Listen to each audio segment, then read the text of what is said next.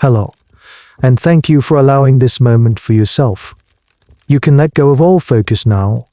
Just allow your attention to soften as my voice gently carries you to a place of rest, a place where we will uncover the secret story of a rule that was made to be broken, a tale of piety and pigs in ancient Egypt. Before we drift too far, if you feel a connection to this place, you're welcome to leave a quiet like or subscribe. Think of it not as a task, but as leaving a soft footprint in the sand before you continue your journey inward. And if you feel like sharing, you can let me know in the comments what city or part of the world you're listening from tonight, and what time it is for you. It's a nice way to feel connected in this quiet, shared space. And now, with the lights turned down low and your body feeling heavy and warm, let's simply close our eyes and arrive at the beginning of our journey. The sun is a presence here, a constant, warm weight on your shoulders, on the back of your neck. You've been bent over for hours, and now you straighten up, your spine cracking in a way that is both painful and deeply satisfying. You press a hand to the small of your back and you look out. In front of you is your entire world, painted into simple, profound colors. There is the black, and there is the red. Right here, where you stand, is the Black Land. Kemet, you call it. It's not a poetic name. It's a statement of fact. The soil is a deep, dark, miraculous black. It's the mud of the great river, the Nile, and it's a mud that smells of life, of decaying reeds and rich minerals and the promise of green shoots. You can feel it, cool and damp, squishing between your toes. This narrow ribbon of black, stretching as far as you can see north and south, is everything. It's the body of your country. To be an Egyptian is to be a person of the Black Land. And then, just beyond it, shimmering in the heat, is the Red Land, Deshret. It begins so abruptly, it's like a shoreline. One moment, black modern life. The next, red sand and death. The desert is a place of demons, of blistering heat, of chaos. It's where you bury your dead, far from the precious, living soil, and it's a place you do not venture into lightly. Your whole existence is a balancing act on this thin line between the two. Your life is governed not by a calendar of months, but by the 3 seasons of the river. First is aka GT, the inundation. This is when the river god Happy decides to overflow the banks. The water rises, swallowing the fields, turning your world into a vast, placid lake. It's a strange, unsettling time. There is no farm work to be done, so you are put to work by the overseers. You haul stones for the pharaoh's new temple, or dig a canal, your muscles burning with the effort. Will the flood be too high, washing away the village? Or, and this is almost worse, will it be too low, leaving the land thirsty and the harvest meager? The priests downriver have their special staircases, their nidometers, that go down into the water, with markings to measure the flood's height. They use these measurements to predict the harvest and, funny enough, to set the tax rates. A miracle of divine mathematics, they say. Then, after months of waiting, comes Peret the emergence. The water recedes, slowly, like a hell breath being released. And what it leaves behind is the miracle, a fresh, thick blanket of that beautiful black silt. This is the moment of pure hope. The land is reborn. You and everyone in your village are out in the fields from sunrise to sunset, plowing the soft earth with a simple wooden ard pulled by 2 long-suffering oxen. You break up the clumps of dirt with a hoe, your shoulders aching. Then you walk the fields with a leather bag, casting seeds into the fertile ground. Finally comes Shimu, the harvest. The dry season. The sun, once a welcome friend, becomes a tyrant. The ground cracks.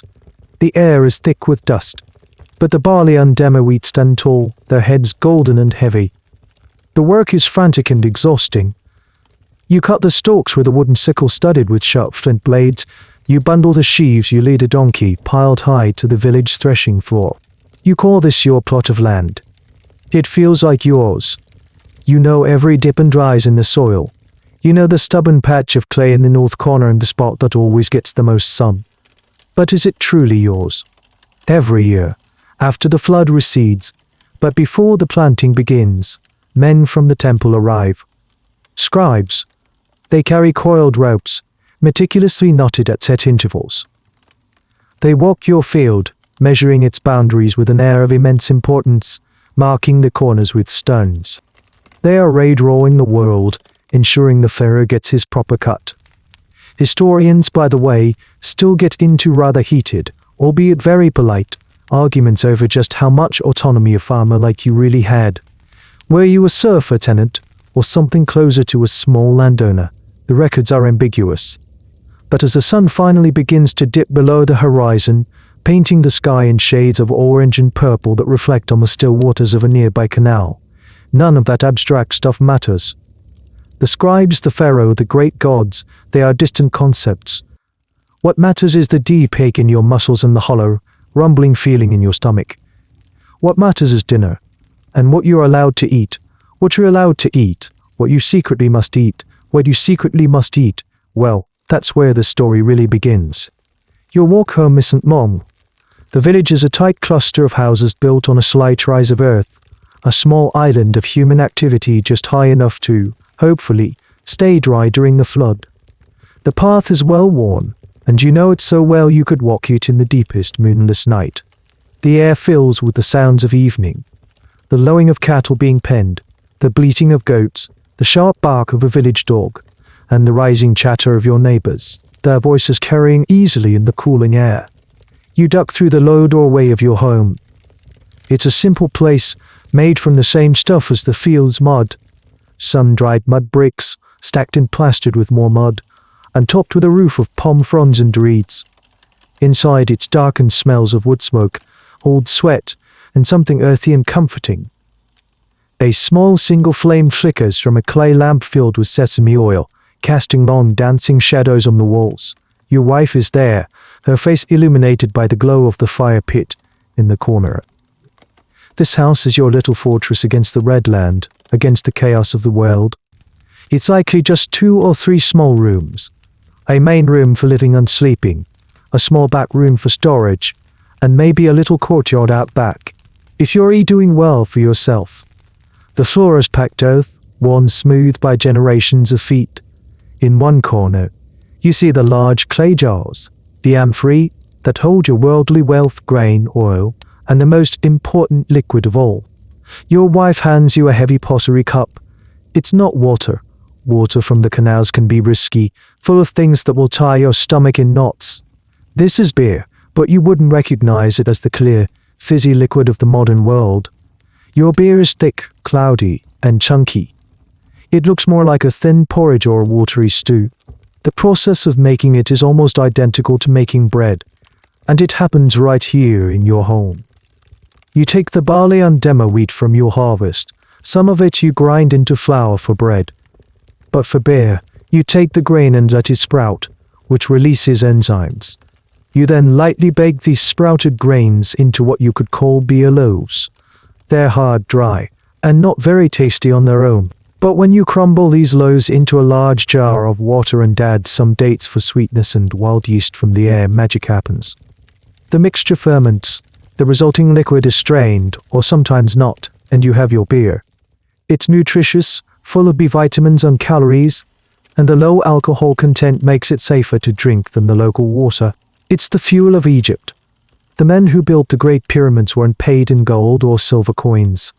They were paid in rations of bread and beer. A standard daily wage for a laborer was 10 loaves of bread and 2 jugs of beer. A foreman might get more. A high-ranking official could receive hundreds of loaves and dozens of jugs a day, which he would then use to pay his own household staff. It was a complete economic system based on carbs and mild intoxication. Some Egyptologists believe that certain hieroglyphs that were thought to mean a meal or food might more specifically mean bread and beer, because the two were so inseparable they were considered a single unit of sustenance. As you sip your thick, sour beer, your wife is working at the hearth. She's making the other half of your dinner bread. The grinding stone, a saddle quern, sits on the floor. It's a large, slightly concave stone, and she kneels before it, pushing a smaller, rounded stone back and forth, grinding the emmer wheat into coarse flour. It's back-breaking work, and it has a hidden cost. Tiny particles of sand and grit from the grinding stone inevitably get mixed in with the flour. There is no way to avoid it. This grit is a lifelong problem. From the time you are a small child chewing your first piece of bread, your teeth are being worn down. Archaeologists can see it clearly on the mummies of ordinary Egyptians. Their teeth are often worn flat, right down to the pulp, leading to horrific abscesses and infections.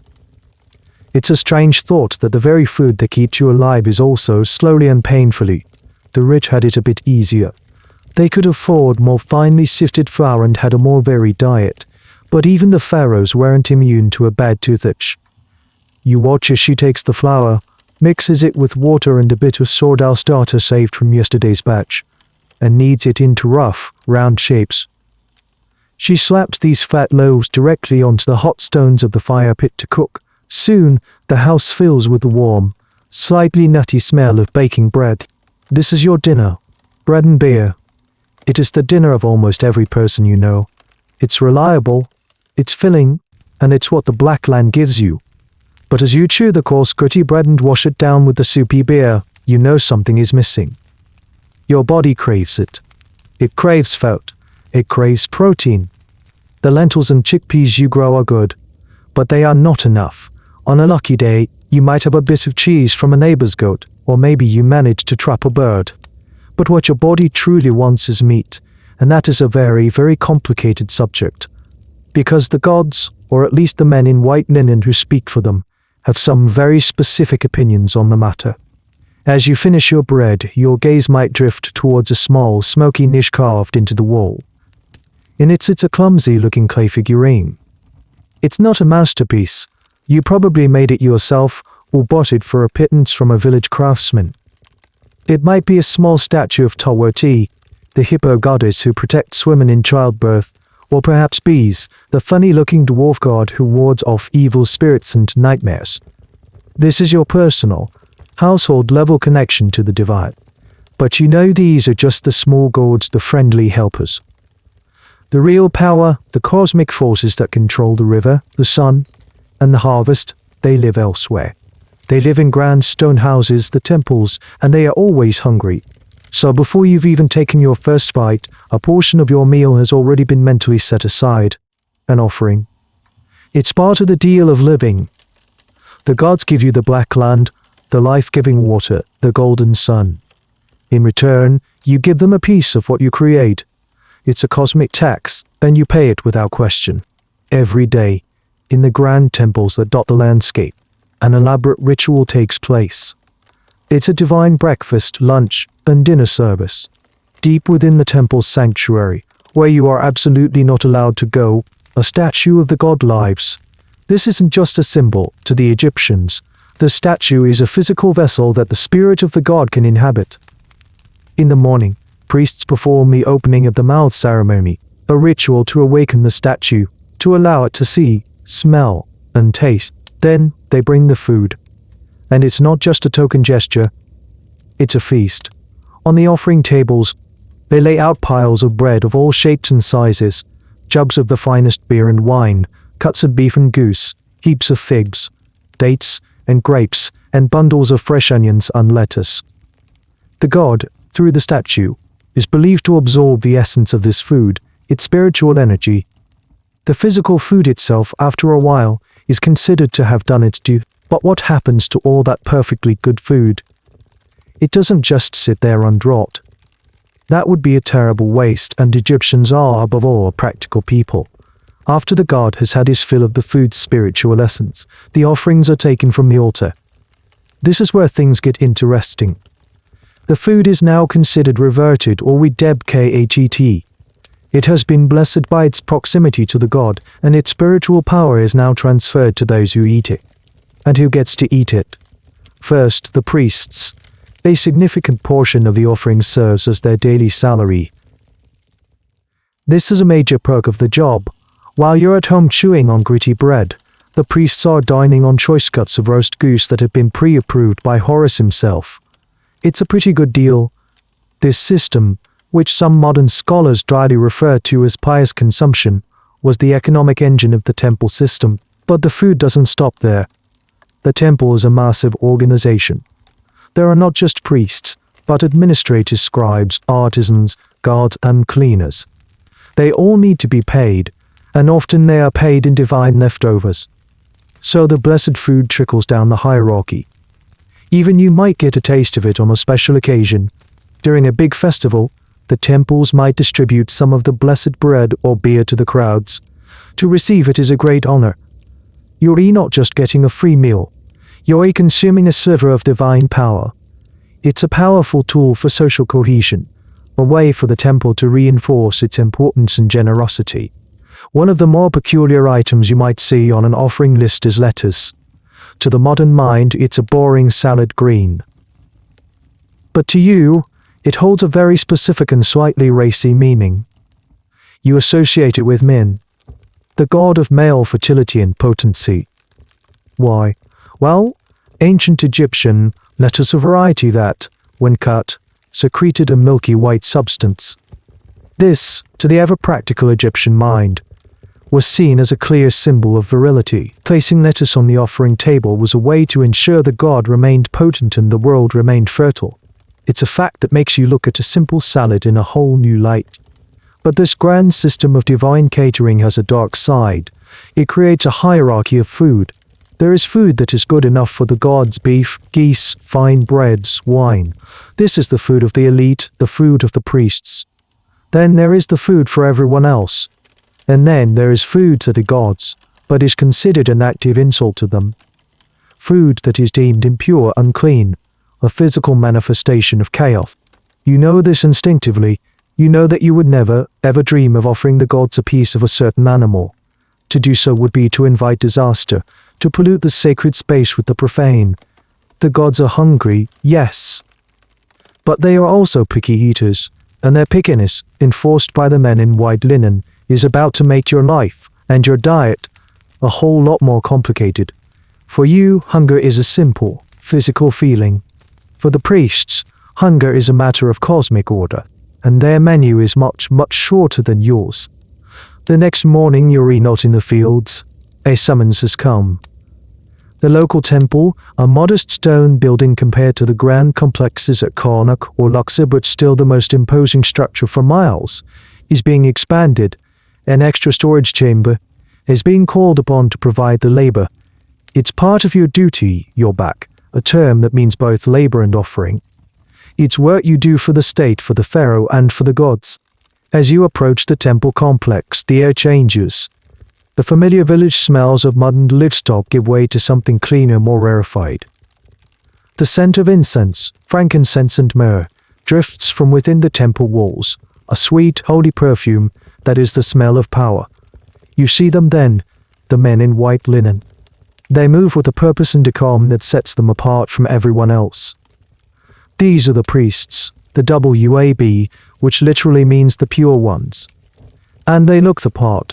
Their heads are shaved, not a single hair on their bodies, to ensure no lice or other impurities could possibly enter the sacred space. Their skin is clean, their nails are immaculate. Their single garment is a kilt or robe of pure white linen, crisp and spotless, while your own loincloth is a rough, functional piece of flax. Theirs is a statement of status and ritual cleanliness. To be a priest is to be in a constant state of purification. You watch as one of them gives instructions to the overseer. Calm, used to being obeyed. These are the men who know the secret words, the ancient rituals that keep the universe in balance. They know the proper way to address Ra as he rises in the morning, the hymns to sing to Osiris to ensure the rebirth of the land, the spells to ward off the demons of the Red Desert. They are a combination of clergy, astronomers, doctors, and civil servants. They are the memory of Egypt, a walking library of sacred knowledge, and a large part of that knowledge revolves around what is pure and what is not. Purity, or WAB, is a central concept to their world. It's not just about physical cleanliness, it's about ritual fitness. To enter the inner sanctumess of the temple, a priest must be in a perfect state of WAB. This involves more than just washing. They bathe multiple times a day in the temple's sacred lake. They abstain from physical relations during their periods of service. And, most importantly, they adhere to a strict diet. Their food must be as pure as their bodies. This creates an entire industry of pure products. The temple has its own farms. its own bakeries, its own breweries, and its own slaughterhouses, all staffed by specially trained workers who follow strict purification rules. The grain is ground by pure workers, the cattle slaughtered by pure butchers in a ritual manner. This ensures that the food that reaches the god's offering table is untainted by the messiness of the outside world. You see a group of them pass by, their sandals slapping softly on the stone pavement. They don't look at you. They look through you. You are part of the landscape, part of the raw, impure material of the world that they, through their rituals, must manage and contain. Their lives are a world away from yours. While your life is tied to the mud and sweat of the fields, theirs is a life of texts, of rituals, of cosmic timetables. Be funny, and very human, detail that archaeologists have uncovered from temple records is the sheer bureaucracy of it all. Priestly positions were often hereditary, passed down from father to son, and they were often divided into shifts or files. A priest might serve for 1 month, then have 3 months off to go back to his personal life and manage his own land. The records are full of rotas, attendance sheets, and even disputes about who was supposed to be on duty for which festival. It was a holy job, but it was still a job. Historians still debate the degree to which the average priest was a true believer versus a man performing a prestigious and comfortable role in society. The truth, as always, was probably a messy mix of both. As you get to work, lifting a heavy block of limestone with 2 other men, you can hear the faint sound of chanting from deep within the temple. It's a language you don't fully understand, full of ancient words and divine names. It's the sound of order, of the world being kept in its proper place. The men in white linen are the architects of that order. They build walls, not just of stone, but of rules, and some of the strongest walls they build are the ones that separate good food from bad, the divine from the disgusting, the pure from the profane, and you, whether you know it or not, are living on the wrong side of that wall. Their definition of purity is about to become your problem. The sun beats down on the construction site, and the white limestone dust gets into your eyes, your nose, your throat. It's hard work, and during a short break for water, you overhear 2 of the temple scribes talking. They aren't speaking to you, of course. You're just part of the scenery. But you listen. They are discussing the inventory for an upcoming festival, and one of them makes a joke about a shipment of fish from a northern village being rejected.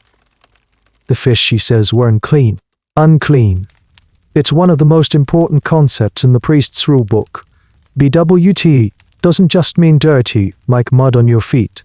It's a deeper kind of wrongness. It means abomination, taboo. It's something that is offensive to the gods and disruptive to the cosmic order, or mayat. Mayat is the idea of balance, of truth, justice, and harmony. It's the force that keeps the sun rising, the river flooding, and the world from descending into the chaos of the Red Land. Anything that is BWT is a threat to Mayat. The idea is woven into the very fabric of your life. You know, for instance, that you must not speak the secret name of a god in a profane place. You know that a woman, during her monthly cycle, is considered to have a certain kind of impurity and cannot enter the temple. This is also a form of BWT. It's not a moral judgment on her. It's a recognition of a powerful, life-altering state that is incompatible with the sterile purity of the sacred. The list of BWT things is long and sometimes, to a modern mind, baffling. Certain actions are taboo. And, most importantly for you, certain foods are taboo. The priests have a whole classification system. They have decided which of the god Khnum's creations are acceptable for consumption and which are not. Take the animals, for example. The bull is a potent symbol of power and fertility. A fine, strong bull can even be a manifestation of a god. Cattle are good. Geese, ducks, and cranes are also on the approved list. They are clean birds that glide on the pure waters of the Nile. They are worthy of the offering table. But then there are the creatures of the margins. The scavengers. The ones that blur the lines. Snakes are creatures of chaos, associated with the great demon Apep who tries to swallow the sun god Ra every night. Crocodiles, while sometimes worshipped as the god Sobek, are also terrifying, unpredictable predators. They are ambivalent, powerful, and dangerous. You treat them with a mixture of fear and respect, and you certainly don't eat them. This concept of BWT is the ultimate to love social and religious control. By defining what is pure and what is unclean, the priests create a framework for correct living. To live a good life, to be right with the gods, you must avoid the BWT. And since the priests are the only ones who have the complete, unedited list of what is BWT, you are dependent on their guidance. It reinforces their power and your place in the grand scheme of things. A particularly strange example of BWT involves writing. The hieroglyph for a certain kind of evil or unlucky concept might itself be considered dangerous.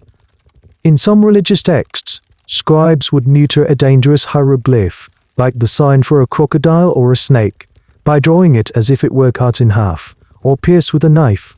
This was to prevent the symbol itself from magically coming to life and causing harm. The idea that a drawing could be a threat gives you a sense of how deeply this concept of purity and danger ran. But the scribe's conversation turns back to food. One of them mentions the abomination of the river, and you know he's not talking about crocodiles. He's talking about a specific kind of fish. Certain fish were perfectly fine, a staple food for many. But others, particularly those without scales or those that were bottom feeders, were seen as BWT. Why? The historical record is fuzzy on the exact reasons. Some scholars suggest it was because these fish resembled snakes. Others argue it was because they scavenged on filth. The priests themselves might have told you that these fish were allies of Set, the god of chaos, and that they helped him when he was hiding in the river. Whatever the reason, the rule is clear. A good, pious Egyptian does not eat these fish. To do so is to invite chaos into your body, to pollute yourself, to offend the gods. The priests, with their white linen and shaved heads, would rather starve than eat earthy fish. Their entire identity is built on avoiding such things. You take another drink of water, the limestone dust making a gritty paste in your mouth. You look from the clean, white stones of the temple to your own dusty, calloused hands. The priests have their rules, their lists, their ideas of what is pure. Their world is one of order and clean lines. But your world is one of hunger and hard labor, and you have a feeling that when push comes to shove, your list of what's unclean might be a whole lot shorter than theirs, especially when it comes to the one animal they despise more than any other. One afternoon, your duties take you away from the quarry and the main temple grounds. The overseer sends you with a message for a nobleman, a high-ranking official whose villa is situated on a lush, green plot of land overlooking the river. You've never been this close to such a wealthy home before, and your eyes are wide with a mixture of awe and intimidation. This is a different world. It's not a house made of simple mud brick, it's a sprawling, multi-roomed complex, painted with brilliant white plaster that gleams in the sun. The entrance is a grand, columned portico leading into a central, open-air courtyard. In the middle of the courtyard is something you've only ever dreamed of, a garden. Not a functional vegetable patch like the one behind your hut, but a true pleasure garden. There's a rectangular pool. Its surface dotted with blue lotus flowers, shimmering in the light. Shady sycamore and fig trees offer respite from the heat, and the air is fragrant with the scent of flowers you can't even name. You are not allowed into this paradise, of course. You deliver your message to a stern-faced servant at a side entrance. But as you wait for a reply, the smells wafting from the kitchens are enough to make your stomach ache with a profound, it's not the simple, earthy smell of your wife's baking bread. This is a complex symphony of aromas, roasting meat, garlic, spices, honey, wine. It is the smell of wealth. Peeking through a doorway, you catch a glimpse of the kitchen. It's a hive of activity, bigger than your entire house. Servants rush back and forth. You see one man fanning the charcoal fires under a row of clay ovens. You see another grinding spices with a pestle and mortar. And on a large wooden table, you see the ingredients for the evening meal. Your mind struggles to process the sheer abundance. There are haunches of beef, a luxury so rare in your life you can't remember the last time you tasted it. There are geese and ducks, their skins glistening, ready for the spit. There are baskets overflowing with produce that would seem exotic to you, pomegranates with their jewel-like seeds, fat, juicy figs, and piles of grapes. There are bowls of honey, a sweetener reserved for the gods and the rich. and there are huge jars of wine, sealed with clay stoppers bearing the stamp of the nobleman's own vineyard. The variety is dizzying, while your diet is a monotonous cycle of bread, beer, and the occasional lentil stew. The elite of Egypt ate like kings. Their tombs tell the story. They didn't just paint pictures of food on the walls for their afterlife journey, they listed them. These offering lists are like ancient menus, and they reveal a culinary world of incredible diversity. They ate roast oryx, gazelle, and ibex from the desert. They enjoyed a wide variety of breads and cakes, sweetened with honey and dates flavored with seeds. They had dozens of names for different kinds of bread, from simple conical loaves to elaborate braided creations. A particularly curious item that appears on these lists is the hyena.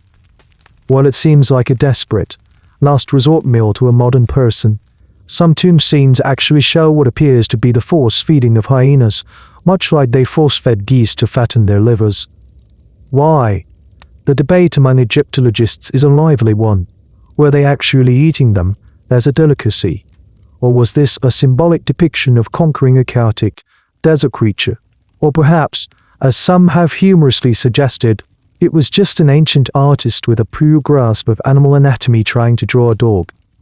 But as your eyes scan the opulence of the nobleman's kitchen, you notice what isn't there. Amidst the beef, the fowl, the desert game, and the river fish, one common animal is conspicuously absent. There is no pork, not a single strip of bacon, not a hint of a ham. Here in this house of abundance, where they seemingly have access to every edible thing the two lands have to offer, this one creature is completely off the menu. A servant finally returns with a sealed papyrus roll for you to take back. As you turn to leave, you catch one last look at the kitchen. A cook is carefully trussing a duck, stuffing it with herbs. The nobleman and his family will feast tonight. They will eat food that is rich, varied, and above all pure. Their meal is a reflection of their status, their closeness to the gods, their adherence to Mayat. You walk away from the white villa, the smell of roasting goose still lingering in your nostrils. You head back towards your world of mud brick and gritty bread. The contrast is stark, and it raises a powerful question in your mind. If the rich, who can afford any food they desire, refuse to eat this one particular animal, what does that mean for you? The priests in their temples and the nobles in their villas have made their choice. They have drawn a line in the sand, a culinary border between the sacred and the profane, and the pig is firmly on the wrong side. The festival is approaching, a great celebration in honor of Osiris, the god of the afterlife and rebirth, whose story of death and resurrection mirrors the annual death and rebirth of the land itself. It's a time of heightened religious fervor, and the temple is buzzing with preparations. The rules, which are always present, are now spoken aloud, reinforced for the masses. One afternoon, all the laborers are gathered in the temple's outer courtyard. A high priest, a man with a stern face and an aura of immense authority, stands on a raised platform to address the assembly. He is not just any priest, he is a lector priest, a keeper of the sacred texts. When he speaks, it is said, he is speaking the words of the gods themselves. His voice echoes across the courtyard, clear and strong. He speaks of the need for purity, for respecting the sacred space, for making oneself worthy of the gods' blessings. He reminds you of your duties, of the importance of your labor and honoring the divine. And then he gets to the specifics. He begins to list the BWT, the abominations that are especially offensive to Osiris and must be avoided during this holy time. His voice is unequivocal. You shall not enter the holy precinct telling eaten of the scaled ones of the river that are an abomination, he declares. And you know he means those certain types of fish, the bottom feeders, the ones without proper scales. A murmur goes through the crowd. This is a common part of the diet for many of the poorer villagers who live right by the water. He continues, his voice ringing with conviction. You shall not bring the goat into the sacred grounds, for it is an offense to the majesty of the god. This is another complication. Goats are common livestock, a source of milk and, occasionally, meat for those who can afford one. But then he arrives at the main point. His gaze seems to sweep over the crowd, looking into each man's soul. His voice drops, becoming more intense, more grave. And you shall know this above all else. The pig, he spits the word out as if it tastes foul, is the abomination of abominations. It is the creature of Set, the murder of the good god Osiris. Its flesh is unclean. Its body is a vessel of filth. To eat of the pig is to consume chaos itself. To offer it to a god is a blasphemy that will bring ruin upon you, upon your family, and upon this land. He pauses, letting the weight of his words sink in. The pig is BWT. It is profane. It is not food for the people of Kemet. It is filth to be shunned and despised. Let any who deals with this creature be themselves unclean. There it is. The official, undeniable, public declaration. It's not a suggestion. It's a divine command. The priests, the nobles, the pharaoh himself, they live by this rule. Their entire system of purity depends on it. The pig is the ultimate symbol of the profane. To them, it is the walking, snorting embodiment of everything they are not. The historical reasons for this are complex and, naturally, still a subject of intense debate. The official religious reason, the one the priest just gave, is mythological. In some versions of the Osiris myth, the evil god Set transforms himself into a great black pig to attack and blind the eye of Horus, Osiris's son. Therefore, the pig is forever associated with the ultimate villain of the Egyptian pantheon. It's a creature of darkness and betrayal, but scholars have proposed other, more practical reasons. Some argue it was an ecological issue. Pigs are omnivores that compete with humans for food like grain. Unlike cattle or goats which can graze on marginal land, pigs might have been seen as a wasteful animal in a fragile desert ecosystem. Others point to health concerns, suggesting that ancient Egyptians may have recognized a link between pork and disease, like trichinosis. This is a very controversial idea, as solid evidence for it is thin. A more recent theory points to social status.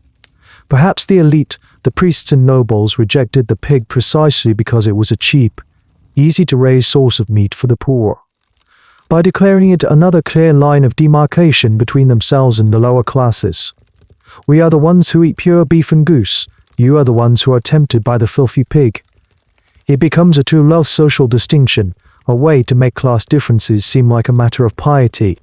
But for you, standing there in the dusty courtyard, these academic debates are meaningless. All you hear is the clear, unambiguous command from the man who speaks for the gods. The pig is forbidden. Eating it is not just a dietary choice, it's a spiritual crime. You look around at the faces of the men standing with you. Some nod in solemn agreement. Some look down at the ground, their faces unreadable. A few look nervous. The priest finishes his speech with a final blessing, and the assembly is dismissed. You walk away from the temple, his words echoing in your head. The abomination of abominations, to consume chaos itself. It's a terrifying thought. The path back to your village seems longer today. The line has been drawn, not in the sand, but in your mind. And you know, with a sinking feeling in your stomach, that you are going to have to cross it.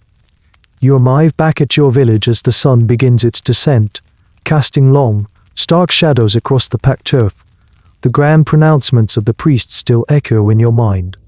But here, in the reality of your world, they feel distant, like a story told about another country.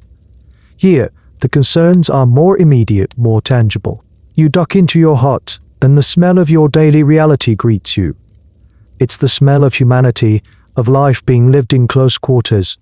There's no incense here to mask the scent of sweat, no grand portico to catch the breeze. There's just the small, smoky room, the familiar sight of your wife grinding grain, and the persistent, gnawing feeling in your gut. You sit on a reed mat, your back against the cool mud brick wall, and you watch your family. Your son, a small boy with scabby knees and curious eyes, is playing with a piece of carved wood, pretending it's a boat on the Nile. Your wife looks up from her work, and her expression tells you she already knows your mood. She can see the fatigue that is more than just physical. It's the weariness of a life lived on the edge.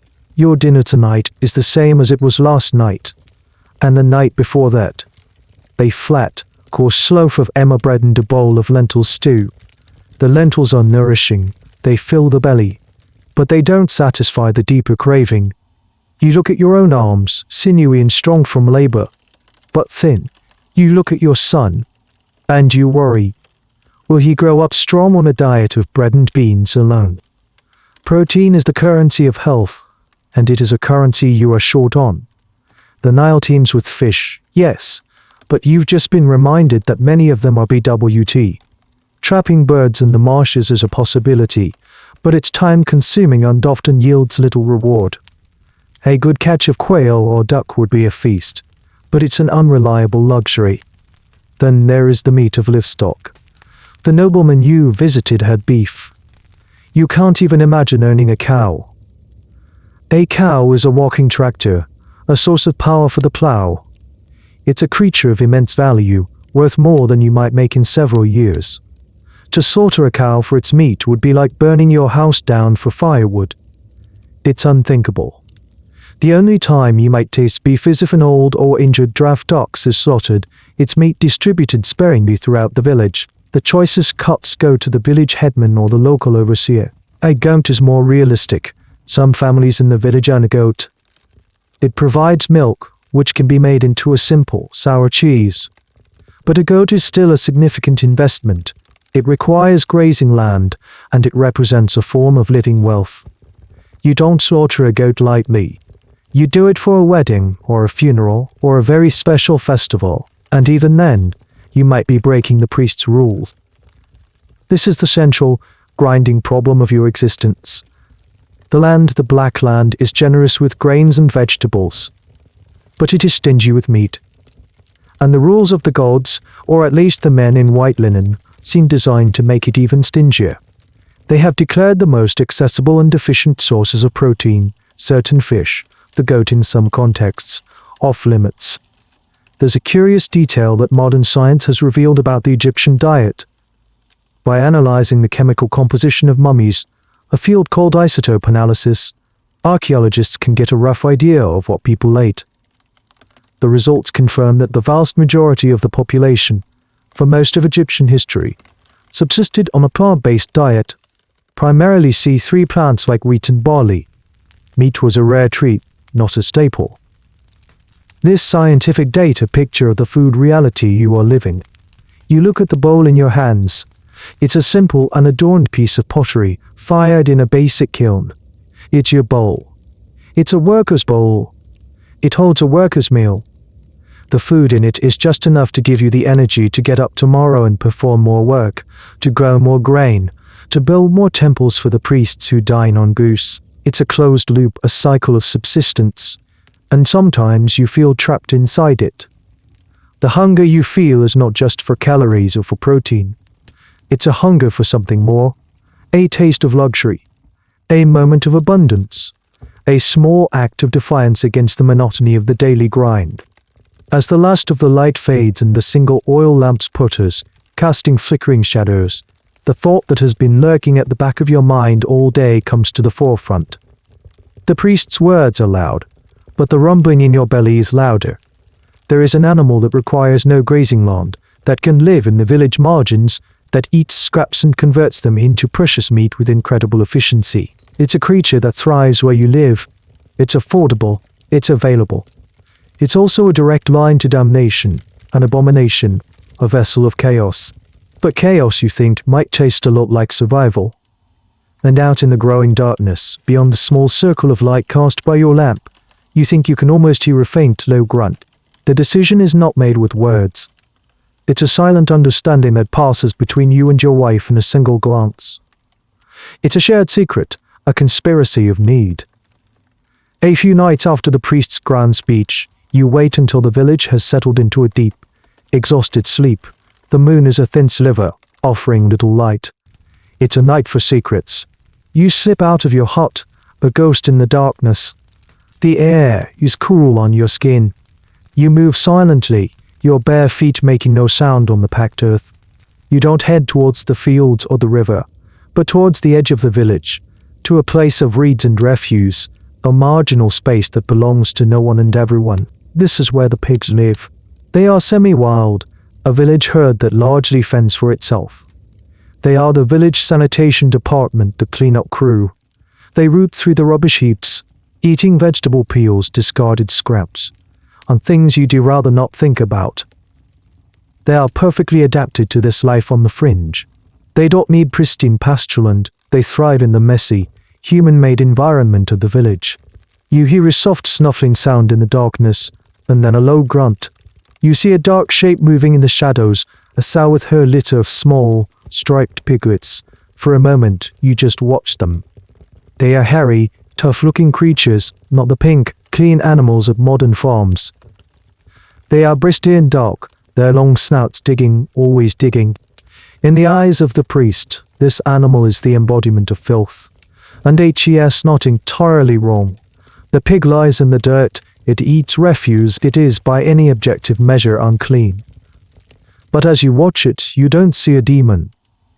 You see an animal that can take the worthless trash of your village and transform it into life-sustaining meat and fat. It is a walking, grunting protein factory perfectly suited to your world. The pig occupies a strange, liminal space in Egyptian society. It is officially despised, but practically indispensable. We know this not from the grand temple inscriptions. They would never acknowledge the creature's existence except to condemn it, but from the dirt. Archaeologists excavating the ruins of workers' villages, like the one that housed the builders of the Giza pyramids or the village of Deir el-Medina where the tomb builders lived, consistently find one thing: pig bones. They are found in household rubbish pits, in the alleyways and the floors of the houses themselves. The evidence is overwhelming, undeniable. The people who built the grandest monuments of ancient Egypt, the very tombs and temples of the gods, were eating pork regularly. This is your secret. This is the secret of every laborer, every farmer, every person living on the edge of subsistence. While the priests write their purification texts and the nobles feast on beef, you rely on the forbidden animal. You approach the herd cautiously. They are familiar with the villages, but not tame. You single out a young, half-grown pig, one that is big enough to provide a decent meal but small enough to handle. The capture is a tense, brief struggle in the dark. A muffled squeal, a frantic scuffle, and then you have it. You subdue it quickly and quietly. The work of a laborer has made you strong, and the work of a survivor has made you efficient. There's a strange and little-known festival from later in Egyptian history called the driving of the pigs. During one specific festival for the god Horus, it seems pigs were herded into his temple and then driven out again, a ritual that seems to reenact the triumph of Horus over his Porcini enemy Set. The existence of such a ritual is baffling. It implies that pigs were, at least at certain times and in certain places, present and tolerated enough to be used in a major religious ceremony, even as a symbol of evil. It's another one of those contradictions that makes this whole story so fascinating. Were they always taboo, or did the rules change over time and from place to place? The scholars are, as ever, divided. But you're not thinking about ritual subtleties right now. You are carrying a heavy, illicit burden through the sleeping village. Every shadow seems to hold a potential witness. Every dog's bark makes your heart leap into your throat. You are not just carrying a meal. You are carrying a crime. A sin. An act of blasphemy that the priest promised would bring ruin upon your head. You reach the relative safety of your small, walled courtyard. The work is not over. It has just begun. The meal must be prepared in secret. And you must do it all before the first rays of dawn announce the arrival of a new day. A day when you will have to go back to the temple and work in the shadow of the men who would condemn you for the very act that will give you the strength to do their work. The hypocrisy is so thick you can almost taste it. You will taste something else too. The night is deep and silent now, the rest of the village lost in slumber. Your courtyard becomes a hidden, sacred space of its own, illuminated by a single flickering oil lamp. Here, in the secrecy of your own home, a different kind of ritual is about to unfold. It's not a ritual of divine praise, but one of human necessity. The work is grim and efficient. You've done this before. The slaughter and butchering are done quickly with a sharp flint knife. Every part of the animal is precious. The meat is carved into manageable pieces. The fat, a treasure beyond measure, is carefully rendered down into lard, which will be used for cooking, for flavoring, for adding precious calories to your diet for weeks to come. The intestines will be cleaned and used for casings or stews. Even the bristles might be saved to make a rough brush. Nothing is wasted. This animal is too valuable, its acquisition too risky, to afford any waste. Inside the hut, your wife works by the hearth. The air, which a few hours ago smelled of simple bread, now begins to fill with a new forbidden aroma. The sound is a quiet sizzle, a gentle pop and hiss, as a small piece of the fresh pork cooks on a hot stone or a clay pan. It's a sound that is both deeply comforting and intensely dangerous. It's the sound of a secret. Use it for a moment, the weight of your actions settling upon you. You think of the two worlds you inhabit, two worlds that exist in the same time and place but operate by completely different rules. There is the Egypt of the daylight hours, the public Egypt. This is the world of the temple, of the priest's sermon, of the nobleman's villa. It's a world governed by mayat, by purity, by the strict and unyielding laws of the gods. In that world, the pig is a demon, a filthy creature of chaos, and you are a pious, obedient laborer, happy to work for your daily ration of bread and beer. You nod at the priest's words, you keep your head down, you do your part to uphold the cosmic order. Then there is this world, the Egypt of the night, the private Egypt. This is the world inside your mud brick walls, a world illuminated by a single smoky flame. This world is governed by a different, more ancient law, the law of hunger. In this world, the pig is not a demon, but a savior. It is fattened protein and survival. Here, you are not just an obedient laborer. You are a pragmatist, a hunter, a father willing to break a divine rule to feed his family. The contrast is dizzying. In the temple, you build monuments to the gods who supposedly despise this very act. You listen to sermons about purity from men whose soft, well-fed bodies are a testament to a diet you can only dream of. They speak of cosmic balance, but you know that their balance is maintained by your sweat and your hunger. They have the luxury of piety. You have the necessity of survival. This stark division wasn't just about food. It was reflected in the very language and culture. The formal hieroglyphic script you see on temple walls was complex and sacred. But for daily life, for scribbling notes and keeping accounts, people like the scribes used a much simpler, cursive script called hieratic, and later demotic. It was a practical shorthand for a busy world. In a way, your life is like that. You have the formal, hieroglyphic version of your life that you present to the authorities. And then you have the messy, practical, hieratic version that you live every day. The existence of these two parallel systems, one for grand pronouncements and one for getting things done, is quintessentially Egyptian. Even the concept of justice was deterred. A nobleman who committed a crime might face a council of his peers, with a chance to argue his case. A common person like you, accused of a crime, would more likely be judged by a local council or even the temple authorities. And persuasion often involved a stick. Justice, like diet, was highly dependent on your social status. Scholars still debate the fairness and function of the ancient Egyptian legal system. Was it a tool of the state, or was there a genuine path to justice for the common person? The answer is likely as complicated as your feelings about the sizzling meat on your hearth. The first piece of cooked pork is ready. Your wife hands it to you. It's just a small morsel, hot and dripping with fat.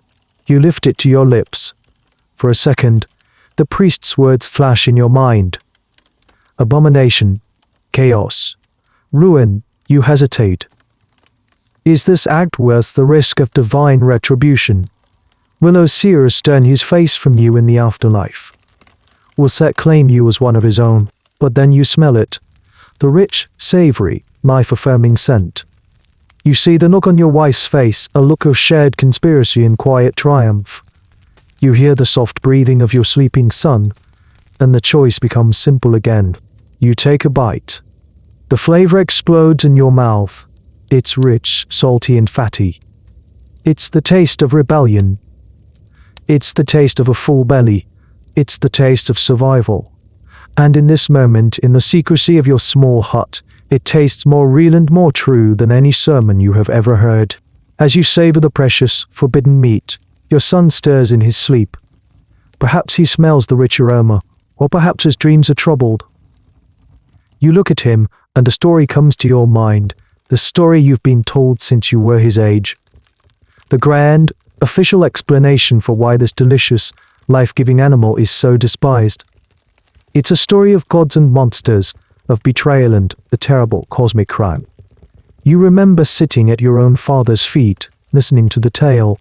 It is the heart of your entire belief system, the story of the good King Osiris. He was a great and wise ruler who taught humanity the arts of agriculture and civilization. He was beloved by all except for his jealous brother, Set. Set was the god of the desert, of storms, of chaos, and all things that threatened the neat, orderly world of the Nile Valley. He was everything Osiris was not. Where Osiris was benevolent, Set was violent. Where Osiris was order, Set was discord, and he coveted his brother's throne. So Set devised a wicked plan. He secretly measured Osiris's body and had a magnificent, beautiful chest made to his exact dimensions. He brought this chest to a great feast of the gods and announced that he would give it to whoever fit inside it perfectly. One by one the gods tried. They were too tall, too short, too wide. Finally, it was Osiris's turn. He lay down in the chest, and it was a perfect fit. In that instant, Set and his co-conspirators slammed the lid shut, sealed it with molten lead, and hurled the chest into the Nile. Osiris, the good king, was murdered, trapped in the first sarcophagus. His death plunged the world into sorrow and chaos. But the story doesn't end there. Osiris, devoted wife and a powerful magician, searched tirelessly for her husband's body. She eventually found the chest, which had washed ashore and been encased in the trunk of a great tree. She brought it back to Egypt, hiding it in the papyrus swamps of the delta while she prepared the rituals to bring him back to life. But Set, while out hunting one night, discovered the hidden chest. In a rage, he tore his brother's body into 14 pieces and scattered them all across the land of Egypt. It was the ultimate act of desecration, an attempt to ensure Osiris could never be made whole again. This is where the pig comes in. As the story is sometimes told, Set was hunting in the form of a great, wild boar, a creature as chaotic and destructive as he was. He trampled the sacred ground with his unclean hoofs, his tusks staring at the earth. In other, more dramatic versions of the myth, Set himself wasn't the pig, but the pig was his accomplice. When Isis's son, the falcon-headed god Horus, grew up and fought Set to avenge his father, Set at one point transformed himself into a black pig and charged at Horus, injuring his eye, the eye which would become the famous symbol of protection, the Wedjed eye. So the pig is not just an animal. It's a symbol. It's the murderer's accomplice. It's the form the great betrayer took. Its very nature is linked to the most heinous crime in cosmic history. To eat a pig is to side with the villain. It's like inviting the murderer to your dinner table. The taboo is rooted in the deepest, most foundational story you know. It's divine propaganda, and it is very, very effective. Of course, the details of these myths are slippery. They were never written down in one single, coherent Bible. They exist in fragments, in hymns on temple walls and spells from the Book of the Dead, in magical texts. The exact role of the pig can change from one telling to another. Some scholars argue the pig's evil reputation might even predate the Osiris myth, that it was an ancient taboo that was later conveniently woven into the more famous story to give it more weight. This is one of those classic chicken and egg debates in history. Did the myth create the taboo, or did the taboo shape the myth? And there's another layer of strangeness. While the pig was associated with Set, Set himself was not always a purely evil figure. In the early days of Egypt, he was a respected and powerful god, a master of the desert and a protector of the sun god Ra on his nightly journey through the underworld, fighting off the serpent demon Apep. Some pharaohs even named themselves after him, like Seti. His transformation into the ultimate villain was a slow process that took place over thousands of years. So the pig's reputation is tied to a god whose own reputation was, shall we say, complicated. You look down at the last piece of meat in your hand. This story, with all its power and grandeur, was created by for the men in white linen. It is a story that sanctifies their food choices and demonizes yours. It turns their luxury into piety and your necessity into a sin. The story is a weapon, as powerful as any spear, used to maintain order and hierarchy. But tonight, you have chosen the story of your rumbling stomach over the story of the gods. You have sided, just for a little while, with the outcast, the unclean, the creature of chaos. And as you fall asleep, your belly full for the first time in a long time, you might wonder if a little bit of chaos is just what a man needs to survive in a world of suffocating order. The next day, you are back at work, hauling stones under the watchful eye of the overseer. Your body feels stronger, your energy levels higher than they have been in weeks. The fat and protein from last night's secret meal are a powerful fuel, but your mind is still turning over the priest's words, trying to make sense of the world's rules. The myth of Set and the pig is a good story, a powerful story, but as you work, a more practical, cynical thought enters your mind. Maybe the priests and the nobles dislike the pig for reasons that have nothing to do with the gods at all. Maybe it's just more trouble than it's worth, for them anyway. You stop for a moment to watch a herd of cattle being driven past.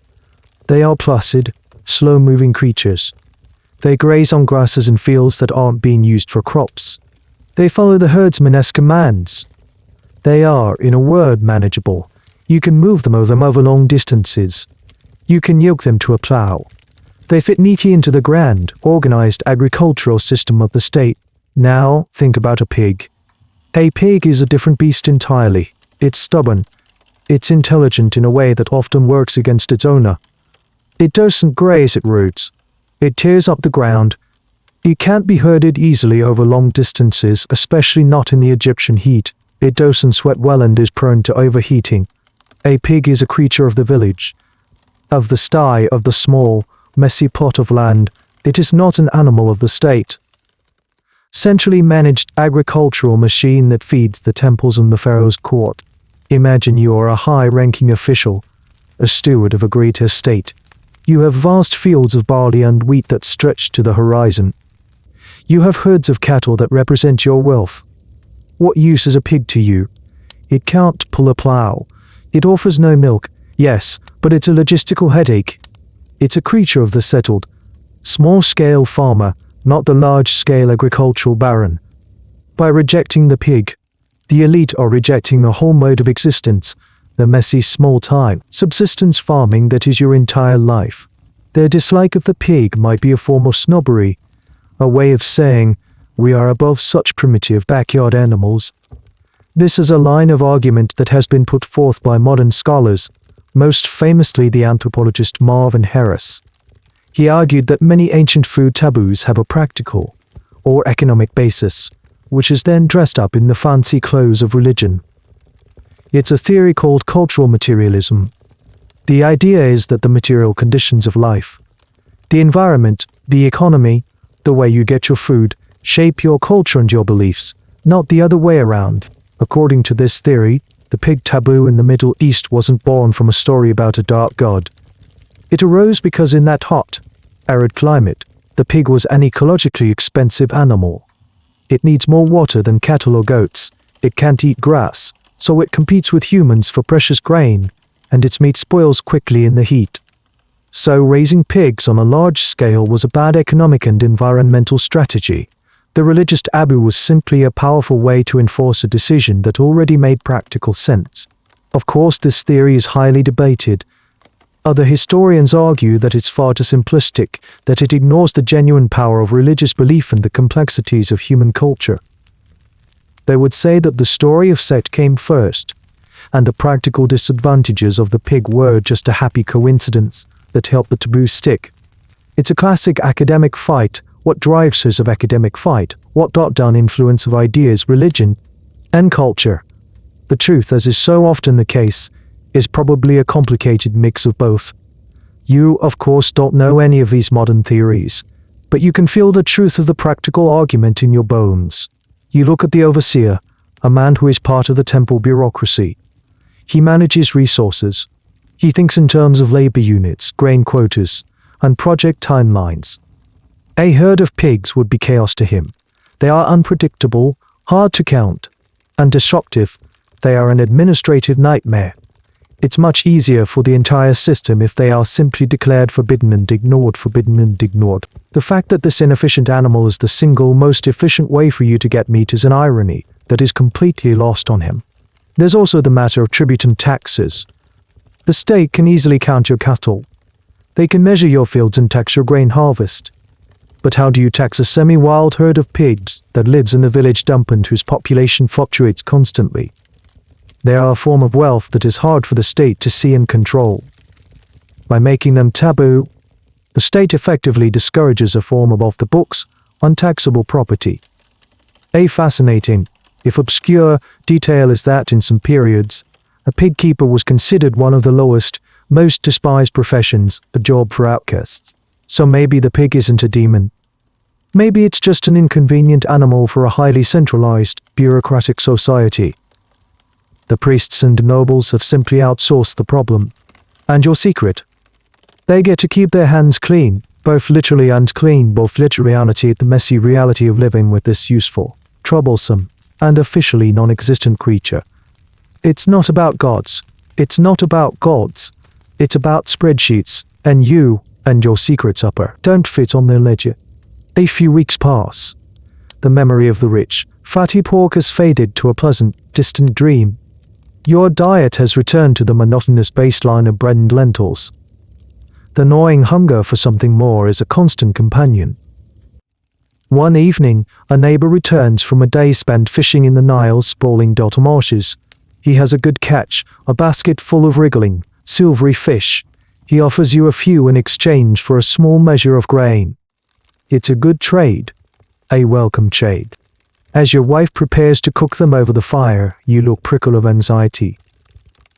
These aren't the noble tilapia or the great Nile perch, fish you see depicted in beautiful paintings on tomb walls, being speared by wealthy nobles on their sporting expeditions. These are different. One of them is a catfish. It has no scales, its skin is slick, dark grey. Its long whiskers or barbels twitch in the firelight. Another is a type of eel, long and sinuous, its body more like a snake's than a fish's. These are the outcast fish, the ones the priest warned you about. The taboo against certain aquatic creatures is just as strong as the one against the pig, though perhaps less famous. The rules, as always, are frustratingly specific and maddeningly vague. The general consensus seems to be that fish with proper scales and fins are acceptable. They are fish-like fish. But any creature that deviates from this ideal form is suspect. The catfish, with its scale-less skin and bottom-feeding habits, was often on the forbidden list. It was seen as a scavenger, a creature that consumed the filth at the bottom of the river, and was therefore itself unclean. The eel, with its serpentine body, was an even clearer case. Snakes were creatures of chaos, associated with the great enemy Apep. Anything that looked like a snake was tainted by that association. You were, in essence, what you ate.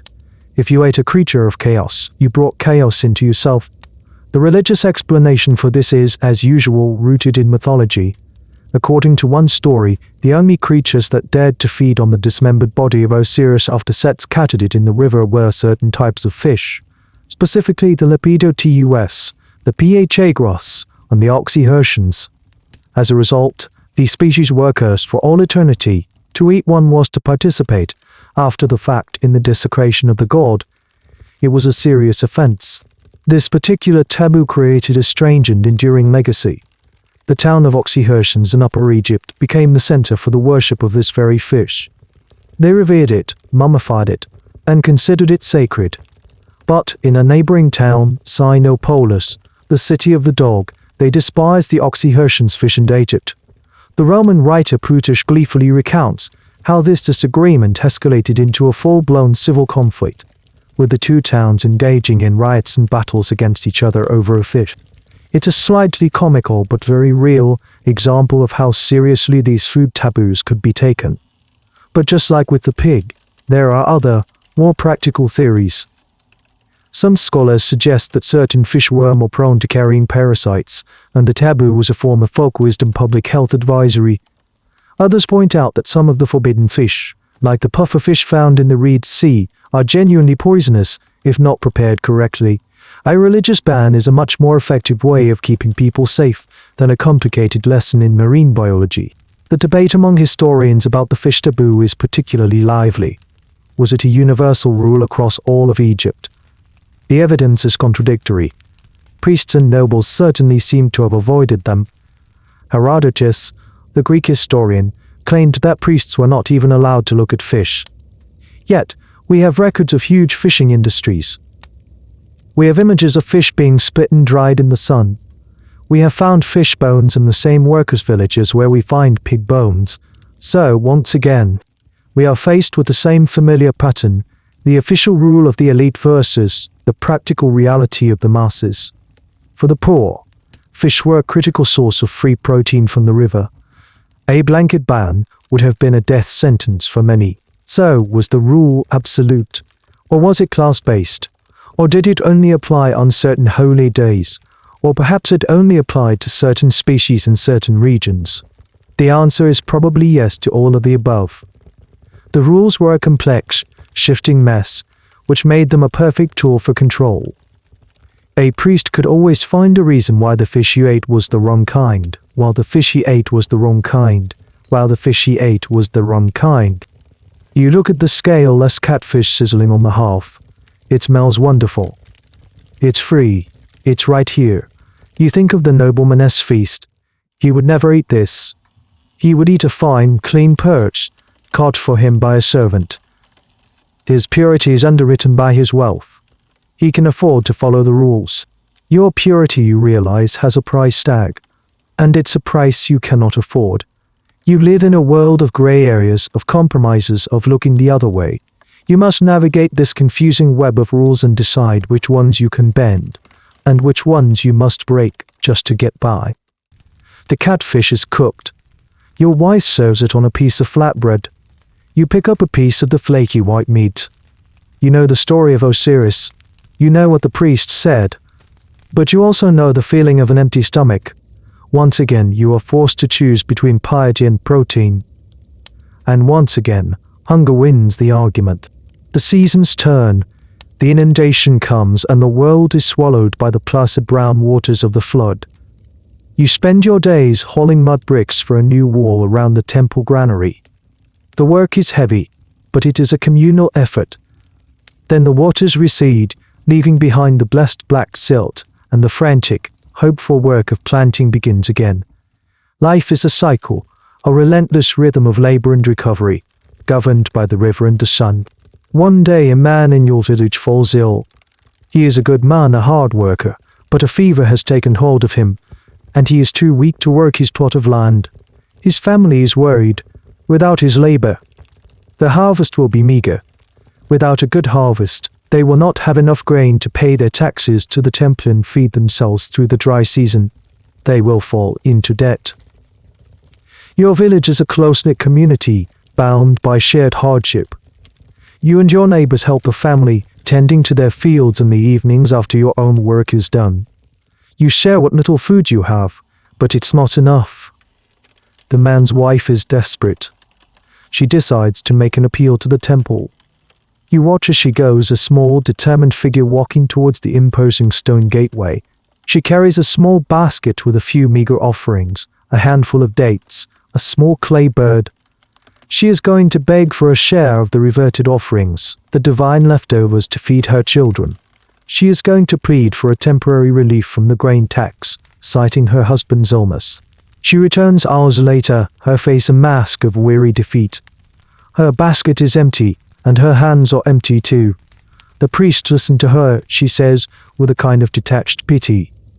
They took her offerings. But they explained, with a great deal of solemnity, that the stores in the granary were for the gods and for the state. The rules were the rules. The quotas were set. The quotas were set. Perhaps if her husband had been a more pious man, the gods would not have afflicted him. They did not offer her a single grain of wheat. The incident sends a quiet chill through the village. It is a stark reminder of the system you live in. The system is not designed for mercy. It is designed for order. You begin to see the rules of purity in a new, harsher light. They are not just about honoring the gods.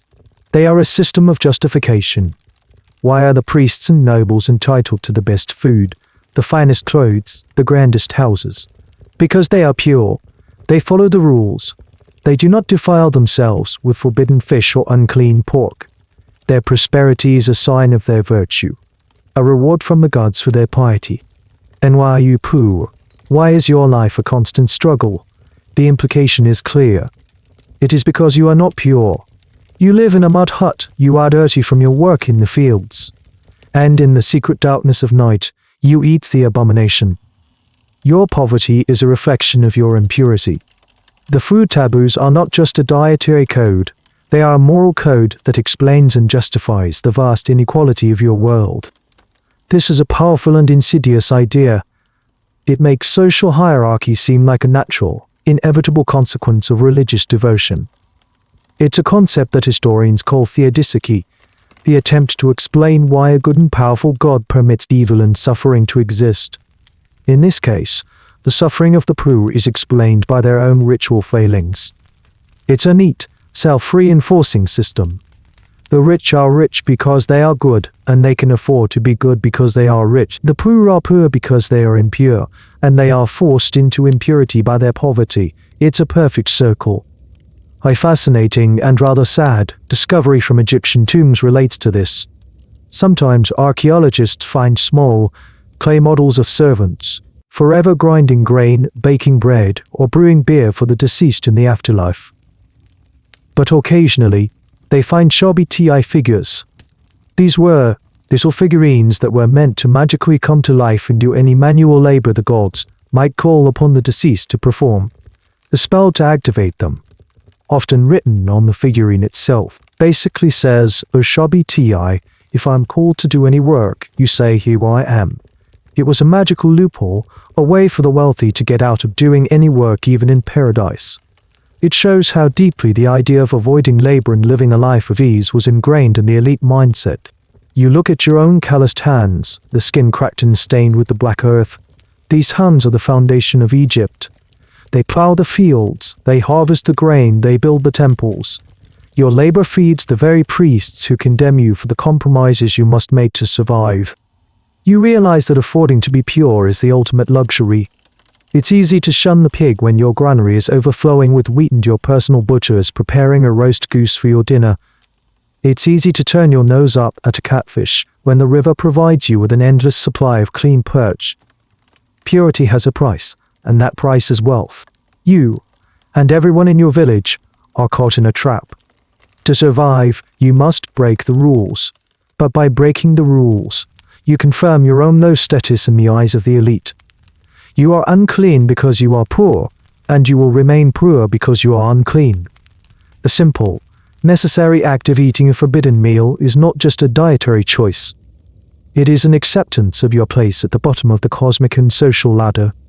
The taste of survival is also the taste of shame. Many, many centuries have passed.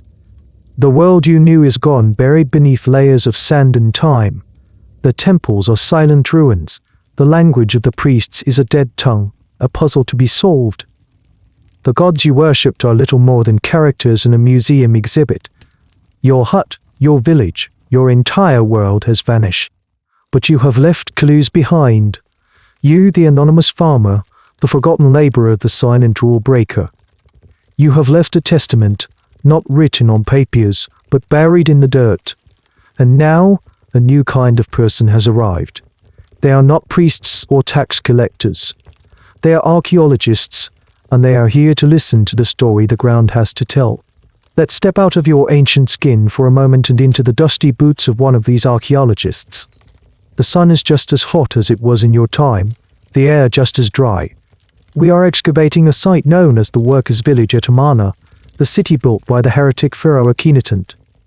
This was a purpose-built settlement, a planned town for the artisans and laborers who constructed the new temples and tombs for his one and only god, the Aten. The official records from this period are all about the great king, his beautiful wife Nefertiti, and their devotion to the sun disk. They paint a picture of a grand religious revolution, of a new world order. But here, in the dirt of the workers' village, we find a different story. We find the story of daily life. We carefully excavate the remains of a small mud brick house, almost identical to the one you lived in. The floor is packed earth. In the corner is a hearth, still black with ancient soot. We are meticulous. We use trowels and brushes, scraping away the layers of soil, centimeter by centimeter. We are looking for anything that can tell us about the people who lived here, pottery shards, a lost bead, a broken tool. And then we find it. In a small pit in the corner of the courtyard, what was likely the household rubbish dump, we find a collection of bones. Animal bones. This is a treasure trove of information. We collect them, label them, and take them back to the lab. This is where the science of zooarchaeology comes in, the study of animal remains from archaeological sites. In the lab, a specialist examines the bones. She can identify the species of each fragment. Some are from fish, Nile perch mostly, a few are from a goat. But the vast majority of the bones, an overwhelming percentage, are from one animal. This is the smoking gun. This is the undeniable physical proof that contradicts the official story written on the temple walls. The priests and the pharaoh may have preached purity, they may have condemned the pig as an abomination, but the people, the very people building their monuments, were eating it. And a lot of it. The bones tell us even more. We can see butcher marks on them, fine cuts made by flint or bronze knives, showing how the animals were dismembered. We can tell the age of the pigs when they were slaughtered. Most of them were young, which is the most efficient strategy for meat production. We can even, in some cases, see evidence of burning, showing how the meat was cooked. This isn't an isolated finding. The same pattern repeats itself across Egypt at different time periods. At the workers' village near the Giza pyramids, we find pig bones. At Deir el-Medina, the village of the artisans who carved the tombs in the Valley of the Kings, we find pig bones. It's a consistent story told by the garbage of the common people. There's a particularly fascinating and slightly cheeky piece of evidence that comes not from bones, but from art. In the tomb of a high official named Neb Amen, there is a famous, beautiful painting of him hunting birds in the marshes. But in another, less formal tomb, the tomb of an artisan, we find a humorous parody of these elite scenes. It's a satirical papier that shows animals behaving like humans. In one scene, a cat is shown herding a flock of geese. A lion and a gazelle are playing a board game. And in a particularly relevant scene, a group of hippos and crocodiles are shown attacking a fortress manned by pigs. What does this mean? It's hard to say for sure. But it shows that the pig was present enough in the popular imagination to be used in art and satire. The argument over whether this represents a world turned upside down or a subtle political commentary is, you guessed it, a favorite topic among Egyptologists. Finding these bones is a moment of profound connection. We are reaching across millennia, unshaking your calloused hand. You could not write your story down, but you lived it. And you left behind the evidence. Every pig bone we find is a quiet act of defiance, a testament to your pragmatism. It tells us that history is not just the story of kings and priests. It's also the story of what people had for dinner. As archaeologists, we are detectives, piecing together the past from fragmented clues. And these humble, discarded bones are some of the most eloquent clues of all. They tell a story of two Egyptes, the official Egypt of the stone monuments, and the secret Egypt of the backyard pigsty. The priests wrote the official history. But you, with your secret supper, wrote the real one. And we, after all this time, have finally found a way to read it. Let's return to that secret night in your courtyard. The butchering is done. The most perilous part of the process is over. Now comes the second, equally risky phase, preparing the evidence and hiding the crime. You are a criminal, and this is your forensic cleanup. Every part of this process is governed by fear of discovery. You can't just throw the unwanted parts of the pig, the bones, the hide, the skull, onto the village rubbish heap. That would be an open confession. A neighbor, a village official, anyone could see it and report you to the temple authorities. The consequences would be severe. A beating, a hefty fine in grain that you cannot afford, or worse. You would be a marked man, the impious one, the chaos eater. So, you must be clever. You dig a deep hole in the corner of your own courtyard, a place no one else would have a reason to disturb. Into this hole, you place the skull, the larger bones, anything that is too obviously a pig. You bury it deep, packing the earth down firmly on top. In a few days, you might place a large storage jar or a pile of firewood over the spot, just to be sure. This is how your story gets preserved. This is the pit the archaeologist will find 3,000 years from now. A time capsule of your defiance. The meat itself presents another problem. It's too much to eat in one sitting, and fresh meat spoils quickly in the Egyptian heat. You must preserve it. Salting is the most common method. You rub coarse salt, painstakingly collected from desert oases, into the meat. The salt draws out the moisture, making the meat inhospitable to the bacteria that cause rot.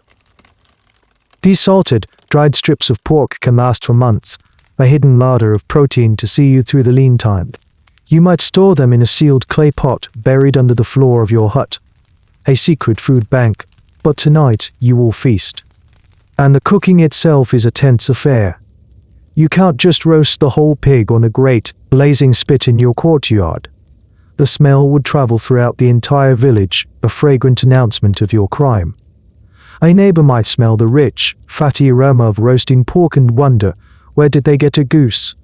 Another, more suspicious neighbor might recognize the specific scent and know exactly what you have done. So, the cooking must be discreet. Small pieces are cooked quickly and quietly inside the hut, over the low glow of the hearth fire. The smoke is contained, its smell mingling with the everyday smells of the house. You might boil some of the meat, creating a rich, fatty stew with lentils and onions. Boiling contains the aroma more than roasting. It's a subtle, stealthy way to cook. You huddle with your family inside the small, smoky room. The door is barred. You speak in whispers. This meal is a conspiracy. Every bite is charged with the thrill of the forbidden. It's a shared secret that binds your family together, a small circle of trust in a world of judgment. There's an interesting and obscure aspect to Egyptian cooking that we see in some texts and artistic depictions. The use of complex seasonings. While your meal is simple, born of necessity, elite cooking could be quite sophisticated. They used garlic, onions, coriander, cumin, and dill. They had access to expensive imported spices. They even had a form of mustard. Some recipes reconstructed from tomb offerings and textual hints suggest a cuisine that was far from bland. There is even a debate among food historians about whether the Egyptians invented a primitive form of what we would call barbecue sauce, a glaze for roasting meats made from honey, vinegar, and spices. It's a tantalizing thought that this ancient culture might have had such a modern culinary sensibility. But your seasoning tonight is simpler. It's salt, maybe a wild onion you dug up near the canal, and the most powerful seasoning of all, hunger. As you eat, you might tell your son a story. But you don't tell him the grand myth of Osiris and the evil pig. You tell him a different story, a practical one. You tell him, this is a special meal. This is our secret. We do not speak of this outside of these walls. But to the world, we eat only bread and beans. You are teaching him the most important lesson of his life, how to navigate the two Egypt tests. You are teaching him how to wear the mask of piety while practicing the art of survival. This meal, this secret ritual, is the mirror image of the temple's ceremony. In the temple, the priests perform their rituals in public, in grand courtyards for all to see. Theirs is a performance of purity. Your ritual is performed in private, in the shadows, hidden from view. Yours is a performance of necessity. The priests offer food to the gods to absorb its spiritual essence. You consume this food for its physical essence, its life-giving fat and protein. The two rituals are in direct opposition, yet they are inextricably linked. The priest's abundance is what creates your scarcity. Their definition of purity is what forces your secrecy. Your simple, clandestine dinner is a direct consequence of their grand, public feast. You are locked in a silent, cosmic dance of hypocrisy and survival. And the rhythm of that dance is the sizzle of forbidden meat on a hidden fire. The grand festival of Osiris is now just days away. The village is filled with a nervous, excited energy. People are cleaning their homes, preparing what little fine food they have, and getting ready for the public ceremonies. It's a break from the monotony of daily labor. a time for community and religious observance. But for you, it's a time of heightened anxiety. The rules that are usually a low hum in the background of your life are now a shouting voice. The priests are more visible, their inspections more frequent. The social pressure to appear pious and pure is immense. Your secret feels heavier than ever. You look at the sealed pot in the corner, the one containing the salted strips of forbidden meat. You had planned to make it last, a secret supplement to your meager diet. But now, you wonder if it's a risk you can afford to keep in the house. What if there is a surprise inspection? What if a nosy neighbor reports you out of jealousy or genuine piety? A question forms in your mind, a question people in your position have asked throughout history. Do the rules bend during a holiday? On the one hand, a festival is a time of indulgence. It's a time for feasting, for celebration. The normal rules of life are temporarily suspended. People drink more beer than usual. They sing, they dance. Perhaps the gods, in their festive spirit, are more lenient. Perhaps during the celebration of life's triumph over death, the lines between clean and unclean are blurred. Maybe a little bit of chaos is even welcome, as a reminder of the order that Osiris brings. On the other hand, this is a holy time. It is precisely when you are supposed to be your most pure, your most devout. To consciously consume an abomination during the festival for the god, a direct challenge to divine authority. It's like taunting a crocodile while you're recrossing the river. The gods are paying closer attention during the festival, not less. Their displeasure would surely be swift and terrible. This is a classic dilemma. Do you hide your sin more carefully during a time of religious fervor, or do you hope it gets lost in the general chaos and celebration of the holiday? The nature of Egyptian festivals is something scholars still try to fully understand. They weren't just solemn religious observances. Many of them were wild, raucous affairs. The festival of drunkenness, in honor of the goddess Hathor, involved exactly what it sounds like, consuming vast quantities of beer to reenact a myth where she almost destroyed humanity, but was pacified by being tricked into drinking beer dyed to look like blood. It was a state-sanctioned party of epic proportions. The beautiful Feast of the Valley involved entire families picnicking in the tombs of their ancestors, drinking and feasting with the dead. It was a combination of Memorial Day, a family reunion, and a tailgate party. Given this context, your idea that the rules might be relaxed isn't so far-fetched. If it's acceptable to get roaring drunk in honor of one god, or have a party in a cemetery for another, maybe eating a little forbidden meat during the Osiris festival isn't the worst thing you could do. The line between sacred ecstasy and simple chaos was often incredibly thin, but the Osiris festival is different. It is a more solemn affair, at least in its official parts. It involves rituals of mourning for the dead god, followed by jubilation at his resurrection. It is the core of the state religion of the pharaoh himself, who is seen as the living incarnation of Osiris's son Horus. The priests will be on high alert for any signs of impiety. You decide that the risk is too great. The salted meat has to go. Not forever, but for now. Under the cover of darkness, you retrieve the sealed pot from its hiding place.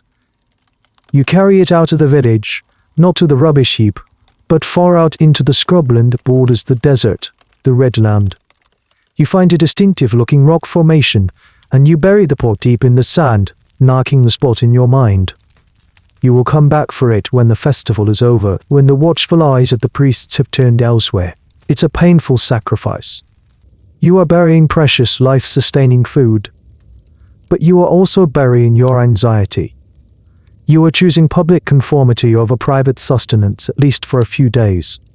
It's a calculated decision, a strategic retreat in the long war between rules and reality. As you walk back to the village, you feel lighter. You have scrubbed your home and your life clean of the evidence of your transgression, just in time for the holy days. You will attend the festival with a clear conscience, or at least a plausible deniability. You will eat the coarse bread and thins provided at the public feast, and you will look just like everyone else, a poor, pious, and properly hungry subject of the pharaoh. You have learned a valuable lesson. The god's displeasure may be a constant theoretical threat, but the displeasure of the priests is a real and immediate danger.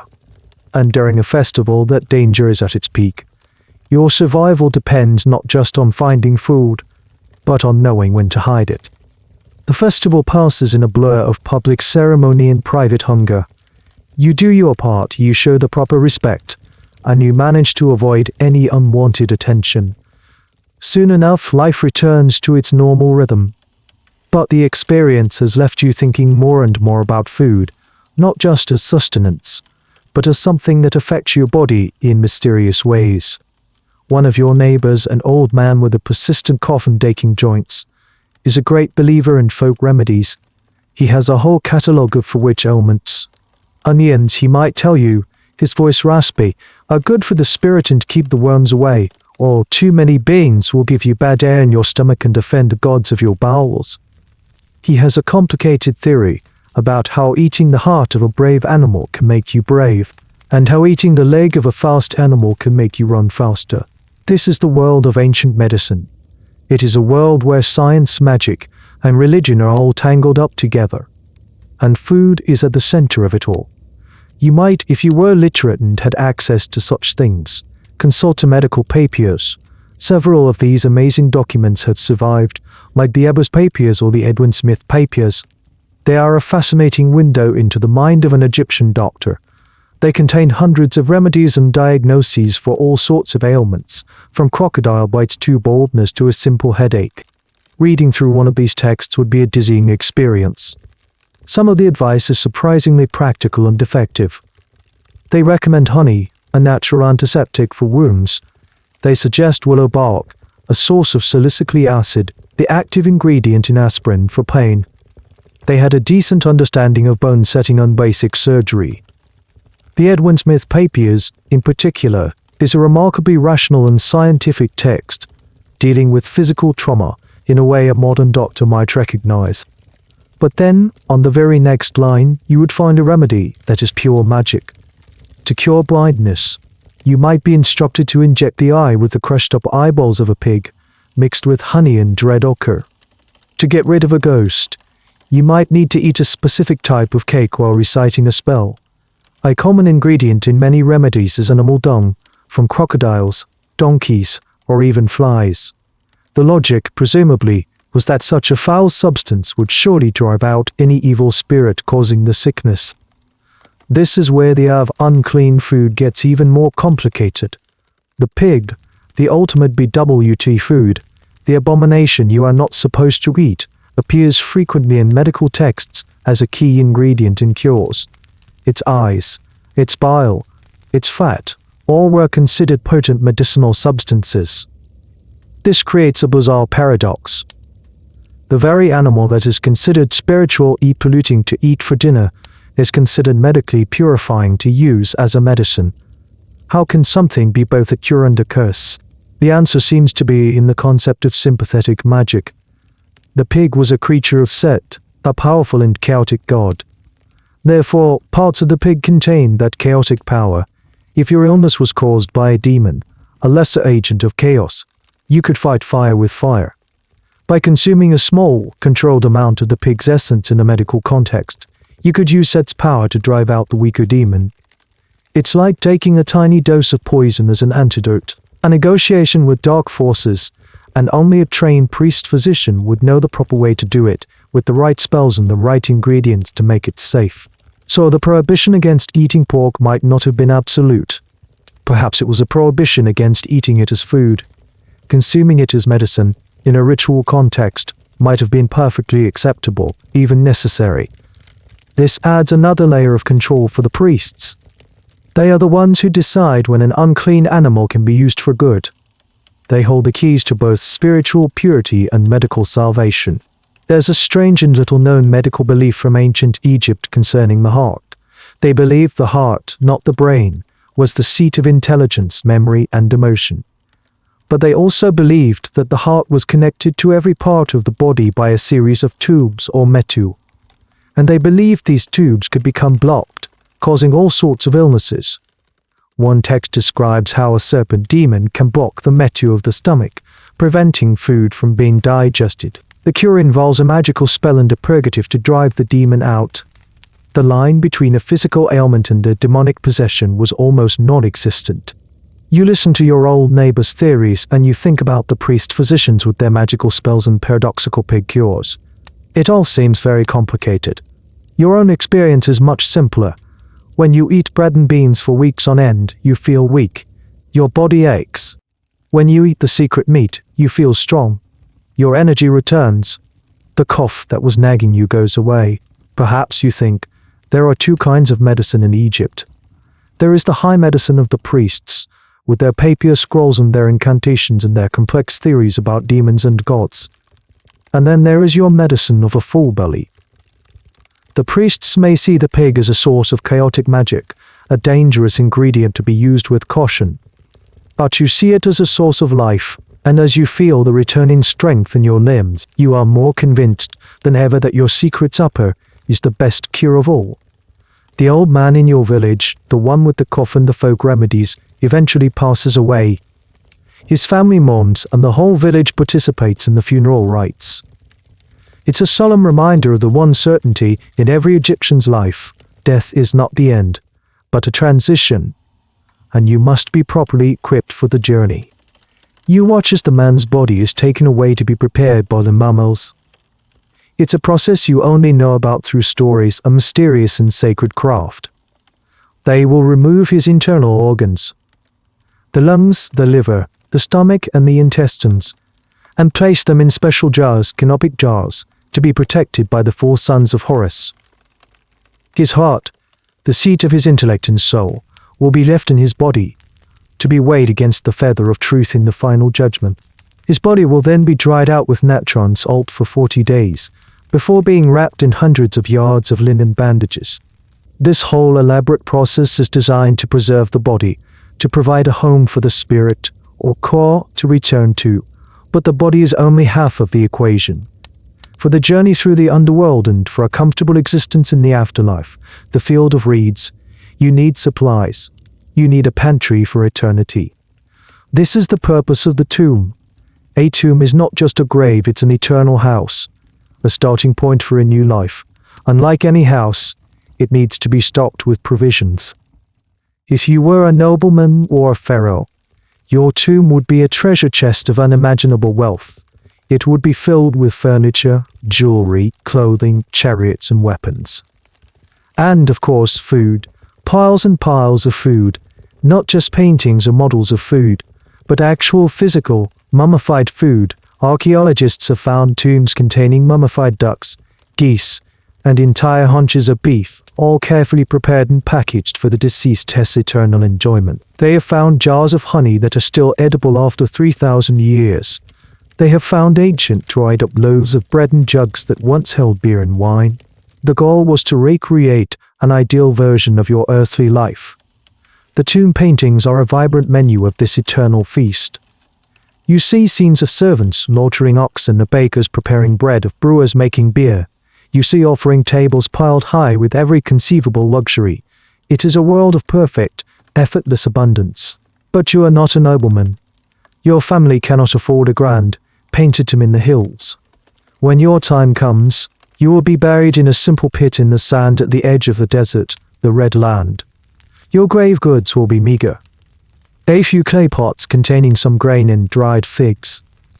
A jug for water or beer. Maybe your favorite tool, to serve you in the next life. Your pantry for eternity will be a humble one.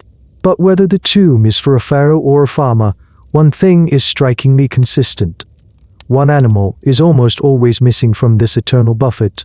Amidst the mummified beef, the preserved ducks, the dried fish, and the painted gazelles, you will not find the pig.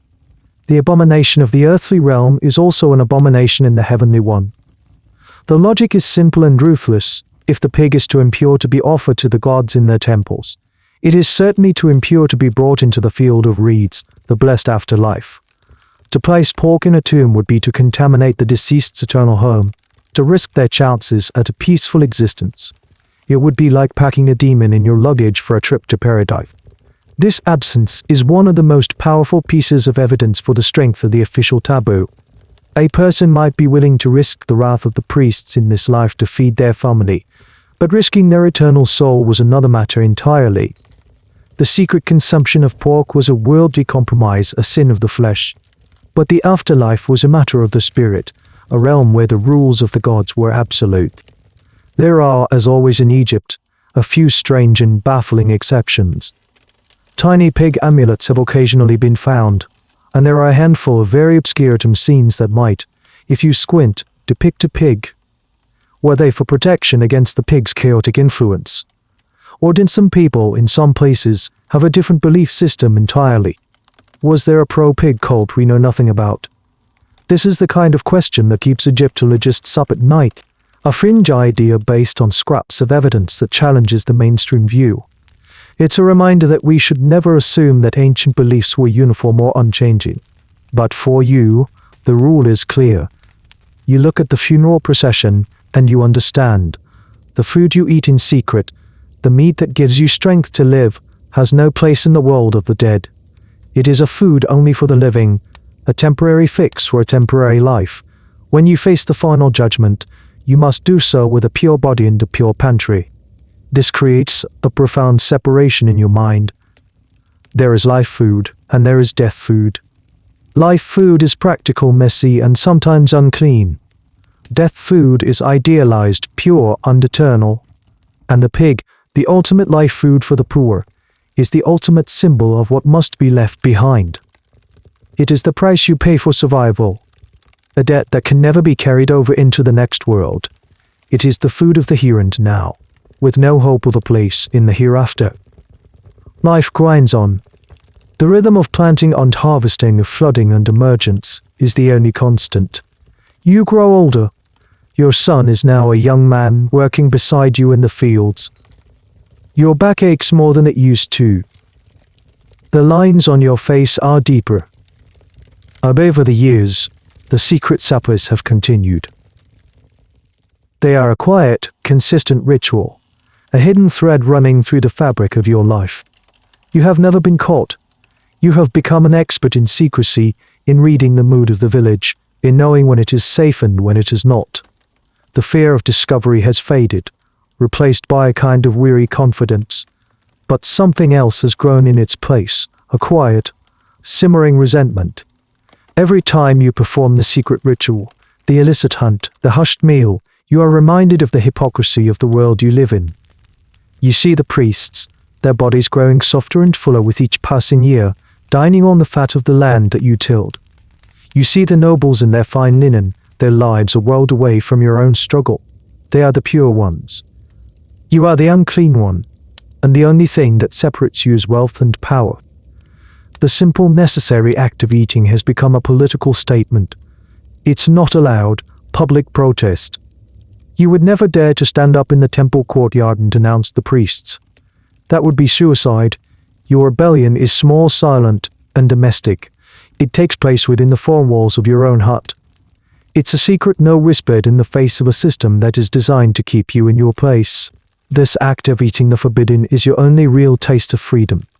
In every other aspect of your life, you are bound by rules. The overseer tells you when to work. The scribe tells you how much tax you owe.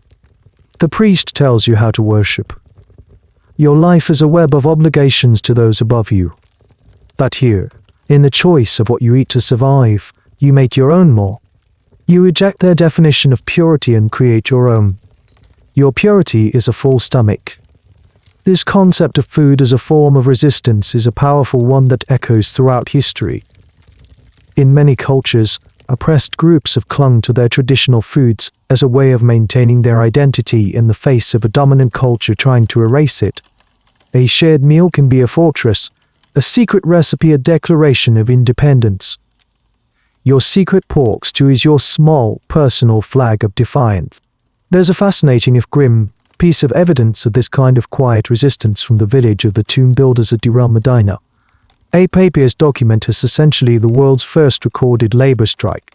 The workers, who were highly skilled and respected artisans, had not received their rations of grain from the state. They were starving. So they laid down their tools and marched towards the temples, shouting, "We are hungry." It was a shocking act of defiance. They were challenging the very foundation of Mayat, the cosmic order. The officials were panicked and eventually gave them their overdue rations. This event shows that even in a society as rigidly controlled as ancient Egypt, there were limits to what people would endure. And the breaking point was, as it so often is, an empty stomach. You will never participate in a strike. You are a farmer, not a specialized artisan. Your power is much less, but you understand the sentiment. Your nightly act of eating pork is a kind of permanent, low-level strike against the system. You are refusing to starve quietly. You are refusing to accept their term. The scholars who debate the pig taboo often focus on the big picture: religion, ecology, social control. But they sometimes miss the small picture, the lived experience of a single person. They miss the feeling of satisfaction, the quiet triumph that comes from providing for your family in defiance of an unjust rule. They miss the simple, human pleasure of a good, hot, fatty meal after a long day of back-breaking labor. You look at your son, he is a good worker. You know that the secret meals of pork have contributed to his strength. You have given him a better start in life than a diet of bread and beans alone ever could have. And in that moment, any lingering guilt or fear you might have felt vanishes. You have not consumed chaos. You have not broken the cosmic order. You have upheld the first and most important law of all, the law of a parent's love and responsibility. The rebellion in your belly is not about grand ideas or political change. You have no illusions that your secret suppers will ever topple the pharaoh or reform the priesthood. It is about something much smaller and much more important. It is about dignity. It is the simple, powerful act of refusing to be defined by their rules. You are not unclean. You are a survivor, and this meal is your sacrament. Years melt into one another, like sand dunes shifting in the wind. You are an old man now. Your son has his own family, and you are a grandfather, watching a new generation play in the dust of the village. The world, for the most part, remains unchanged. The river floods, the crops grow, the priests collect their taxes. The secret of the pig is a legacy you have passed down to your son, a quiet tradition of survival. But something is beginning to change. You hear stories, whispers carried by traders and traveling soldiers of other lands, other peoples. They speak of great empires in the east in Mesopotamia, and of warlike people from the hills, the Hittites. For most of your life, Egypt has been the center of the universe, a self-contained, perfect world. Now, you begin to realize it is just one country among many. And with these stories come new ideas, new customs, and new people. You see foreign traders in the market towns, their faces and clothes different from your own. They bring with them new goods, new gods, and new habits. One day, a trader from the Levant of Canaan or Syria passes through your village. He is buying grain, and he pays in slivers of silver and strange, foreign-made pottery.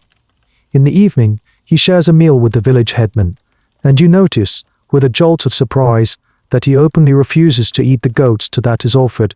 He has his own food, and he explains, through a translator, that his people also have food tabooed, and one of his people's strongest taboos is against the pig. This is a profound moment for you. For your entire life you have thought of the pig taboo as a uniquely Egyptian thing, a rule handed down by your gods, tied to your story of Osiris and Set. Now you discover that other people who do not worship your gods or know your stories, have come to the exact same conclusion. The pig is unclusion. This is a whisper down the ages, the beginning of a long and complicated story. The food taboos of the ancient Near East are a complex web of shared ideas and independent inventions. The early Israelites, your neighbors to the northeast, would eventually defy this taboo in their sacred texts in the book of Leviticus. And the pig, though it has a divided hoof, does not chew the cud, it is unclean for you. You must not eat their meat or touch their carcasses. The reason given in the text is purely descriptive. It doesn't chew the cud. But the cultural impact would be immense.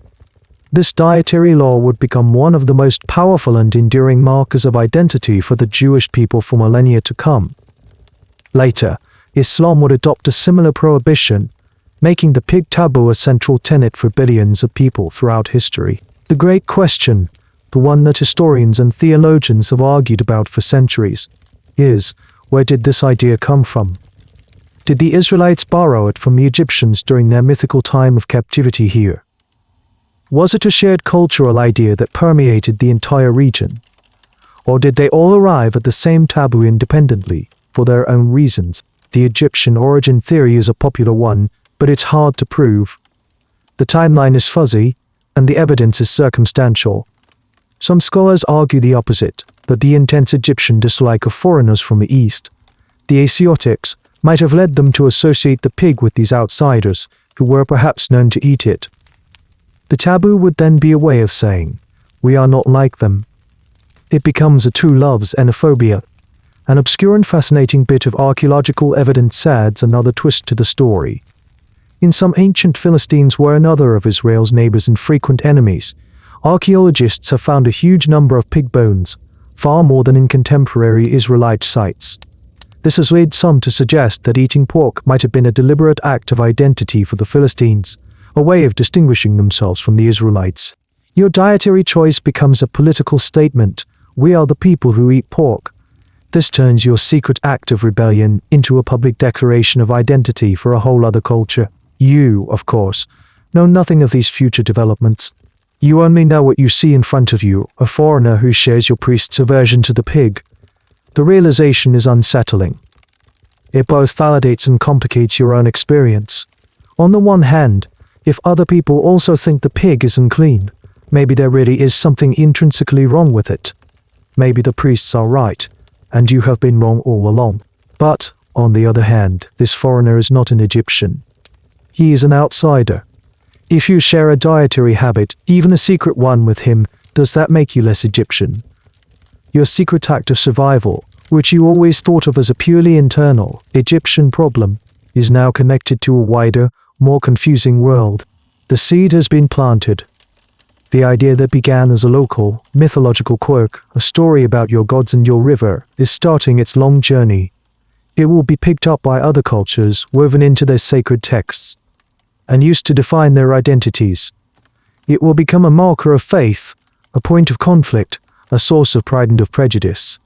Your small, personal rebellion in your belly is part of a much larger story, a story that will stretch across thousands of years and billions of people. The quiet sizzle of your hidden meal is a sound that would echo, in different forms and for different reasons, through the grand kitchens of history. And you, the anonymous Egyptian farmer, are standing right at the beginning of it all. The world continues to shrink. The whispers of foreign lands become the tramp of marching feet. Great armies cross the deserts, their banners bearing strange symbols. The era of the god-kings, of a mighty and independent Egypt, begins to crumble. First come the Persians. Then after them, a young, brilliant general from a place called Macedonia, Alexander the Great. Your grandson is now the old man of the family, and you are long gone, a handful of dust in the Red Land. He sees the changes with his own eyes. The new rulers do not have the faces of Egyptians. They speak a sharp, clipped language he does not understand. They build new cities like Alexandria on the coast, a bustling metropolis filled with libraries, lighthouses, and people from all over the known world. The men in white linen are still there in the temples, but their power is diminished.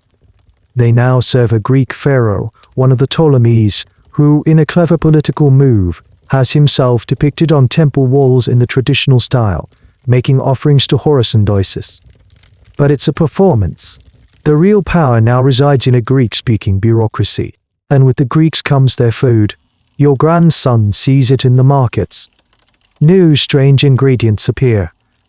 Olives, pressed into a golden, fragrant oil that is completely different from the sesame or moringa oil he is used to. Wine that tastes different, stored in new shapes of amphorae. And most shockingly of all, the Greeks have no problem whatsoever with pork. In fact, they love it. To the Greeks, pork is a celebratory meat, a food for feasts and sacrifices. They have their own gods, a rowdy, all-to-human family of deities living on a mountain, and these gods are apparently quite fond of the occasional roast pig. Your grandson might see a group of Greek soldiers, off duty, laughing and feasting in a tavern, a whole suckling pig turning on a spit over a fire. They eat it openly, joyfully, without a hint of shame or fear of divine retribution. This is a profound cultural shock. For centuries, the line between pure and impure, between the pious beef eater and the secret pig eater, has been a defining feature of Egyptian society. Now, the new masters of the land stroll across that line as if it doesn't even exist. They are the rulers, the elite, the powerful ones. And they are eating the abomination with gusto. What does this do to the old taboo? It turns it on its head. The food that once marked you as pure and impious is now the food of the new glamorous, powerful elite. The carefully constructed social pyramid with its dietary rules has been kicked over. The reaction among the native Egyptians is mixed. Some eager to curry favor with the new rulers, adopt Greek customs. They learn the Greek language, wear Greek-style clothes, and perhaps start eating pork openly as a sign of their modern, cosmopolitan sensibilities. For them, eating pork is no longer a sign of poverty, but a sign of being with it, a way of shedding their old-fashioned, native identity. But for others, the Greek love of pork has the opposite effect. It strengthens their resolve. As their political independence disappears, they cling more tightly to their cultural and religious identity. The old food taboos become a powerful symbol of resistance. They may rule our resolves. We are the true Egyptians, the ones who follow the old ways, who respect the gods, who do not eat the unclean pig. Once a tool of the Egyptian elite to control the masses, is now transformed into a tool of the Egyptian masses to resist a foreign elite. It becomes a badge of honor, a symbol of national pride and religious piety in the face of foreign domination. A curious historical detail from this period is the development of a hybrid Greco-Egyptian god, Serapis. The Ptolemies created this god, combining aspects of the Egyptian Osiris and Apis with Greek gods like Zeus and Hades, in an attempt to create a deity that both Egyptians and Greeks could worship, a divine bridge between the two cultures. The project was only partially successful. It shows how deliberately the new rulers tried to merge the two worlds, but also how deep the cultural divides remained. The question of whether Serapis preferred beef or pork at his feasts is, sadly, not answered by the historical record. The arrival of the Romans a few centuries later only continues the trend. The Romans, like the Greeks, were enthusiastic pork eaters. They had sophisticated methods of pig farming and were masters of curing ham and making sausages. For them, pork was a staple food, a key part of the military ration and the civilian diet. Your descendants, living under Roman rule, are now in a completely new world. The old certainties are gone. The world is a confusing mix of Egyptian priests, Greek administrators, Roman soldiers, and Jewish merchants, all with their own gods, their own customs, and their own dietary rules. The simple binary world of the black land and the red land, of the pure and the unclean, has been shattered into 1,000 pieces. The secret of the pig is no longer a simple matter of survival versus piety. It's now entangled with questions of identity, assimilation, and resistance. To eat the pig might be to side with the foreign conqueror. To refuse it might be to cling to a past that is rapidly fading away. The choice you once made in the secret darkness of your courtyard is now a public declaration of who you are and where your loyalties lie. The humble pig has become a political animal. Let's leave the ancient world behind for a moment and step into a quiet, modern university library. The air smells of old paper and scholarly dust. Here, in the hushed tiles, a different kind of debate rages on, a bloodless battle fought with footnotes and journal articles. This is the final resting place of your secret, the never-ending argument among modern historians about what it all really meant. The central question remains, why the pig? Why did your ancient culture, and others in the region, develop such a strong and lasting taboo against this one particular animal? The scholars, armed with all the tools of modern science and historical analysis, are still fundamentally divided. They gather around a metaphorical table, each championing their own theory. At one end of the table sits the religious traditionalist. This scholar argues that we should take the ancient texts at their word. It's simple, they might say, sipping their tea. The Egyptians believed the pig was linked to the evil god Set. The myth came first. The taboo is a direct result of a deeply held religious belief. To them, Set was real, the murder of Osiris was a real cosmic event, and the pig was genuinely a demonic creature, We need to stop imposing our modern, rationalist frameworks on them and try to understand the world as they saw it. This viewpoint emphasizes the power of belief and story in shaping human behavior. Next to them is the cultural materialist, the disciple of Marvin Harris. They push aside the tea and bring out a chart of rainfall patterns and animal feed conversion rates. Nonsense, they declare. Beliefs don't just appear out of thin air. They are a product of material conditions. The pig was an ecologically manipulative animal for the arid-Diephian climate of the ancient Near East. It required too much water, it ate human food, and its meat spoiled quickly. Unconscious cultural adaptation that prevented people from investing in an inefficient and risky food source. The story about Set was just a convenient justification, a religious spin on a decision that was already economically and ecologically sound. A third scholar, the social anthropologist, chimes in. "You're both missing the point," she says, adjusting her glasses. "Food is never just about gods or calories. It's about people. It's about social structure.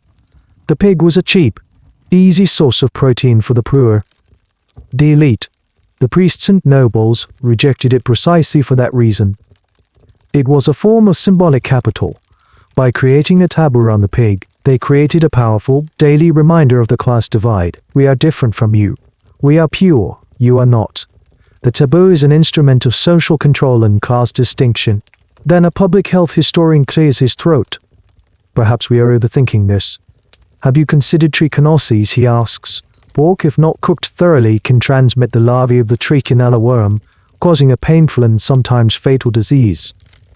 Perhaps the ancient Egyptians or other peoples in the region observed this correlation. They wouldn't have understood the germ theory, of course, but they might have noticed that people who ate pork often got sick in a specific way. A divine prohibition is a very effective public health directive when you don't have microscopes. This theory is compelling, but other scholars are quick to point out a major problem. There is almost no direct, unambiguous evidence of trichinosis in Egyptian mummies or medical texts. It remains a tantalizing but unproven hypothesis. Finally, a younger scholar, a post-structuralist, leans forward. "Why must we choose one single reason?" she asks. "You're all trying to find the origin, the one true cause. But a powerful cultural phenomenon, like a food taboo, is rarely that simple. It's a messy knot of entangled ideas. Maybe it started for a religious reason, but was then reinforced by ecological pressures. Then it was co-opted by the elite as a tool for social distinction, while also serving as a subconscious public health measure. And its meaning changed over time, from a marker of class within Egypt to a marker of identity against foreign invaders." She argues that the taboo wasn't one thing. It was many things at once. It was a living, evolving idea that was constantly being reinterpreted and repurposed to fit new circumstances. This is the state of the debate. There is no consensus. Each theory has its strengths and its weaknesses, its passionate advocates and its skeptical critics.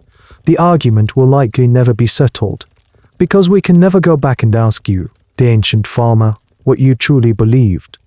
Did you secretly worry about the wrath of Set every time you ate pork? Or did you just think it was a silly rule made up by the rich? Or was it a bit of both? Your simple act of survival has become a grand academic puzzle. Your secret meal is now fodder for doctoral dissertations and heated conference debates. And perhaps that is the ultimate tribute to the power of your story. The fact that we are still arguing about it, still trying to understand it, still fascinated by the mystery of the forbidden pig, means that the whisper that began in your small, mud brick hut all those thousands of years ago has never truly been silenced. Let's pull back from the grand sweep of history, from the rise and fall of empires and the endless arguments of scholars. Let's return to you, not the young man full of vigor and resentment. Not the old man, the grandfather seeing the world change, but you at the quiet midpoint of your life.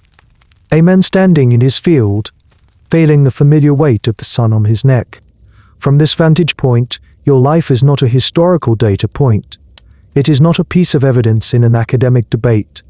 It is a series of small, practical, and intensely personal choices. You look towards the grand temple on the horizon.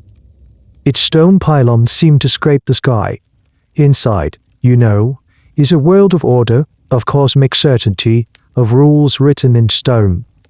It is a world of gods and kings, of grand narratives and eternal truths. The men who live there believe they are the center of the universe, the ones holding back the tide of chaos. Then you look down at your own hands. They are calloused and stained with the black earth. You look at your small plot of land, a tiny square in the vast checkerboard of the Nile Valley. This is your world. It is not a world of certainty. It is a world of negotiation. Every day you negotiate with the river. Will it flood too much or too little? You negotiate with the sun. Will it nurture your crops or scorch them? You negotiate with the pests that try to eat your grain and the diseases that threaten your family. Your life is a constant, shifting dance with forces far greater than yourself. And you negotiate with the rules. The rule says you must pay your tax in grain, even if your harvest was poor. So you hide a small portion of your grain, burying it beneath the floor of your hut, a secret insurance policy against starvation. The rule says you must perform labor for the state, so you work hard enough to avoid the overseer's stick, but not so hard that you exhaust yourself for a project you will never benefit from. And the rule says you must not eat the pig. This is perhaps the biggest negotiation of all. You do not reject the rule outright. You are not an atheist or a revolutionary. You believe in the gods. You fear their wrath. The story of Set is a real and frightening story to you. But you also believe in the rumbling in your child's stomach. You believe in the reality of your own hunger. So you negotiate. You don't eat the pig openly. You don't flaunt your disobedience. You perform your sin in the dark in secret. You bury the evidence. You show the proper public face of piety. You compartmentalize. In your mind, there is a person you are in the daylight, the obedient, God-fearing farmer. And there is the person you are in the darkness, the pragmatic, rule-bending survivor. You have learned that to be a whole person, you must sometimes be to people. This is the essence of your small, essential life. You are not a king or a high priest. You will not change the course of history. Your name will not be carved in stone. You are a footnote, a statistic, a single, anonymous face in a crowd of millions who lived and died along this river. But your life is not insignificant. It is the life that mattered most. Because history, in the end, is not just the story of the few who make the rules. It is the story of the many who have to live with them. It is the cumulative story of millions of small negotiations, of tiny acts of defiance, of quiet compromises made in the dark.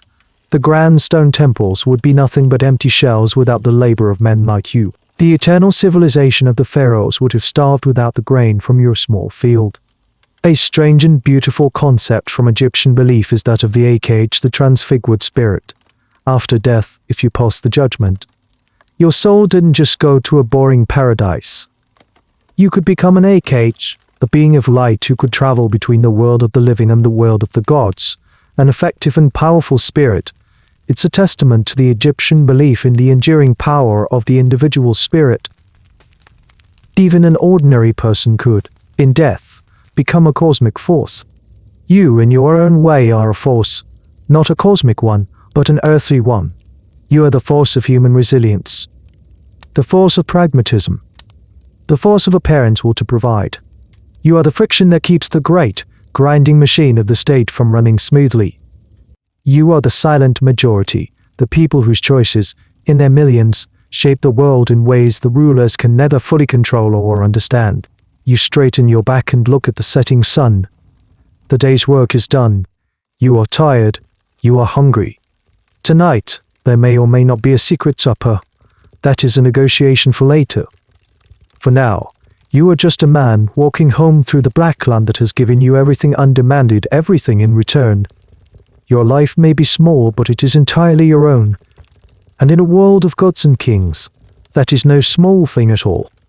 And so we arrive at the end of your long day, and the end of your long life.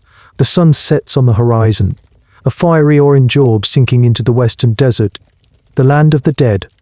You have lived your life, you have raised your children, you have passed on your secrets. Now, you stand at the final threshold. What is the ultimate flavor of your existence? It is not the simple, earthy taste of your daily bread, nor the sour tang of your life-sustaining beer. It is not the rare, luxurious sweetness of a fig or a date. It is not even the rich, forbidden taste of the secret meat you risked so much to eat. The true flavor of your life, the one that lingers on the palate of history, is the complex, bittersweet taste of survival itself. It is a flavor with many notes. There is the salt of your sweat, dropped into the black earth for a lifetime of labor. There is the grit of the sand from the grinding stone, the taste of the slow erosion of your own body in the service of staying alive. There is the metallic tang of fear in the back of your throat as you hide your crimes in the darkness. There is the smoky aroma of a clandestine fire, a scent of conspiracy and comfort. And underneath it all, there is the rich, undeniable flavor of pragmatism. The understanding that high-minded rules and divine laws are luxuries for the well-fed.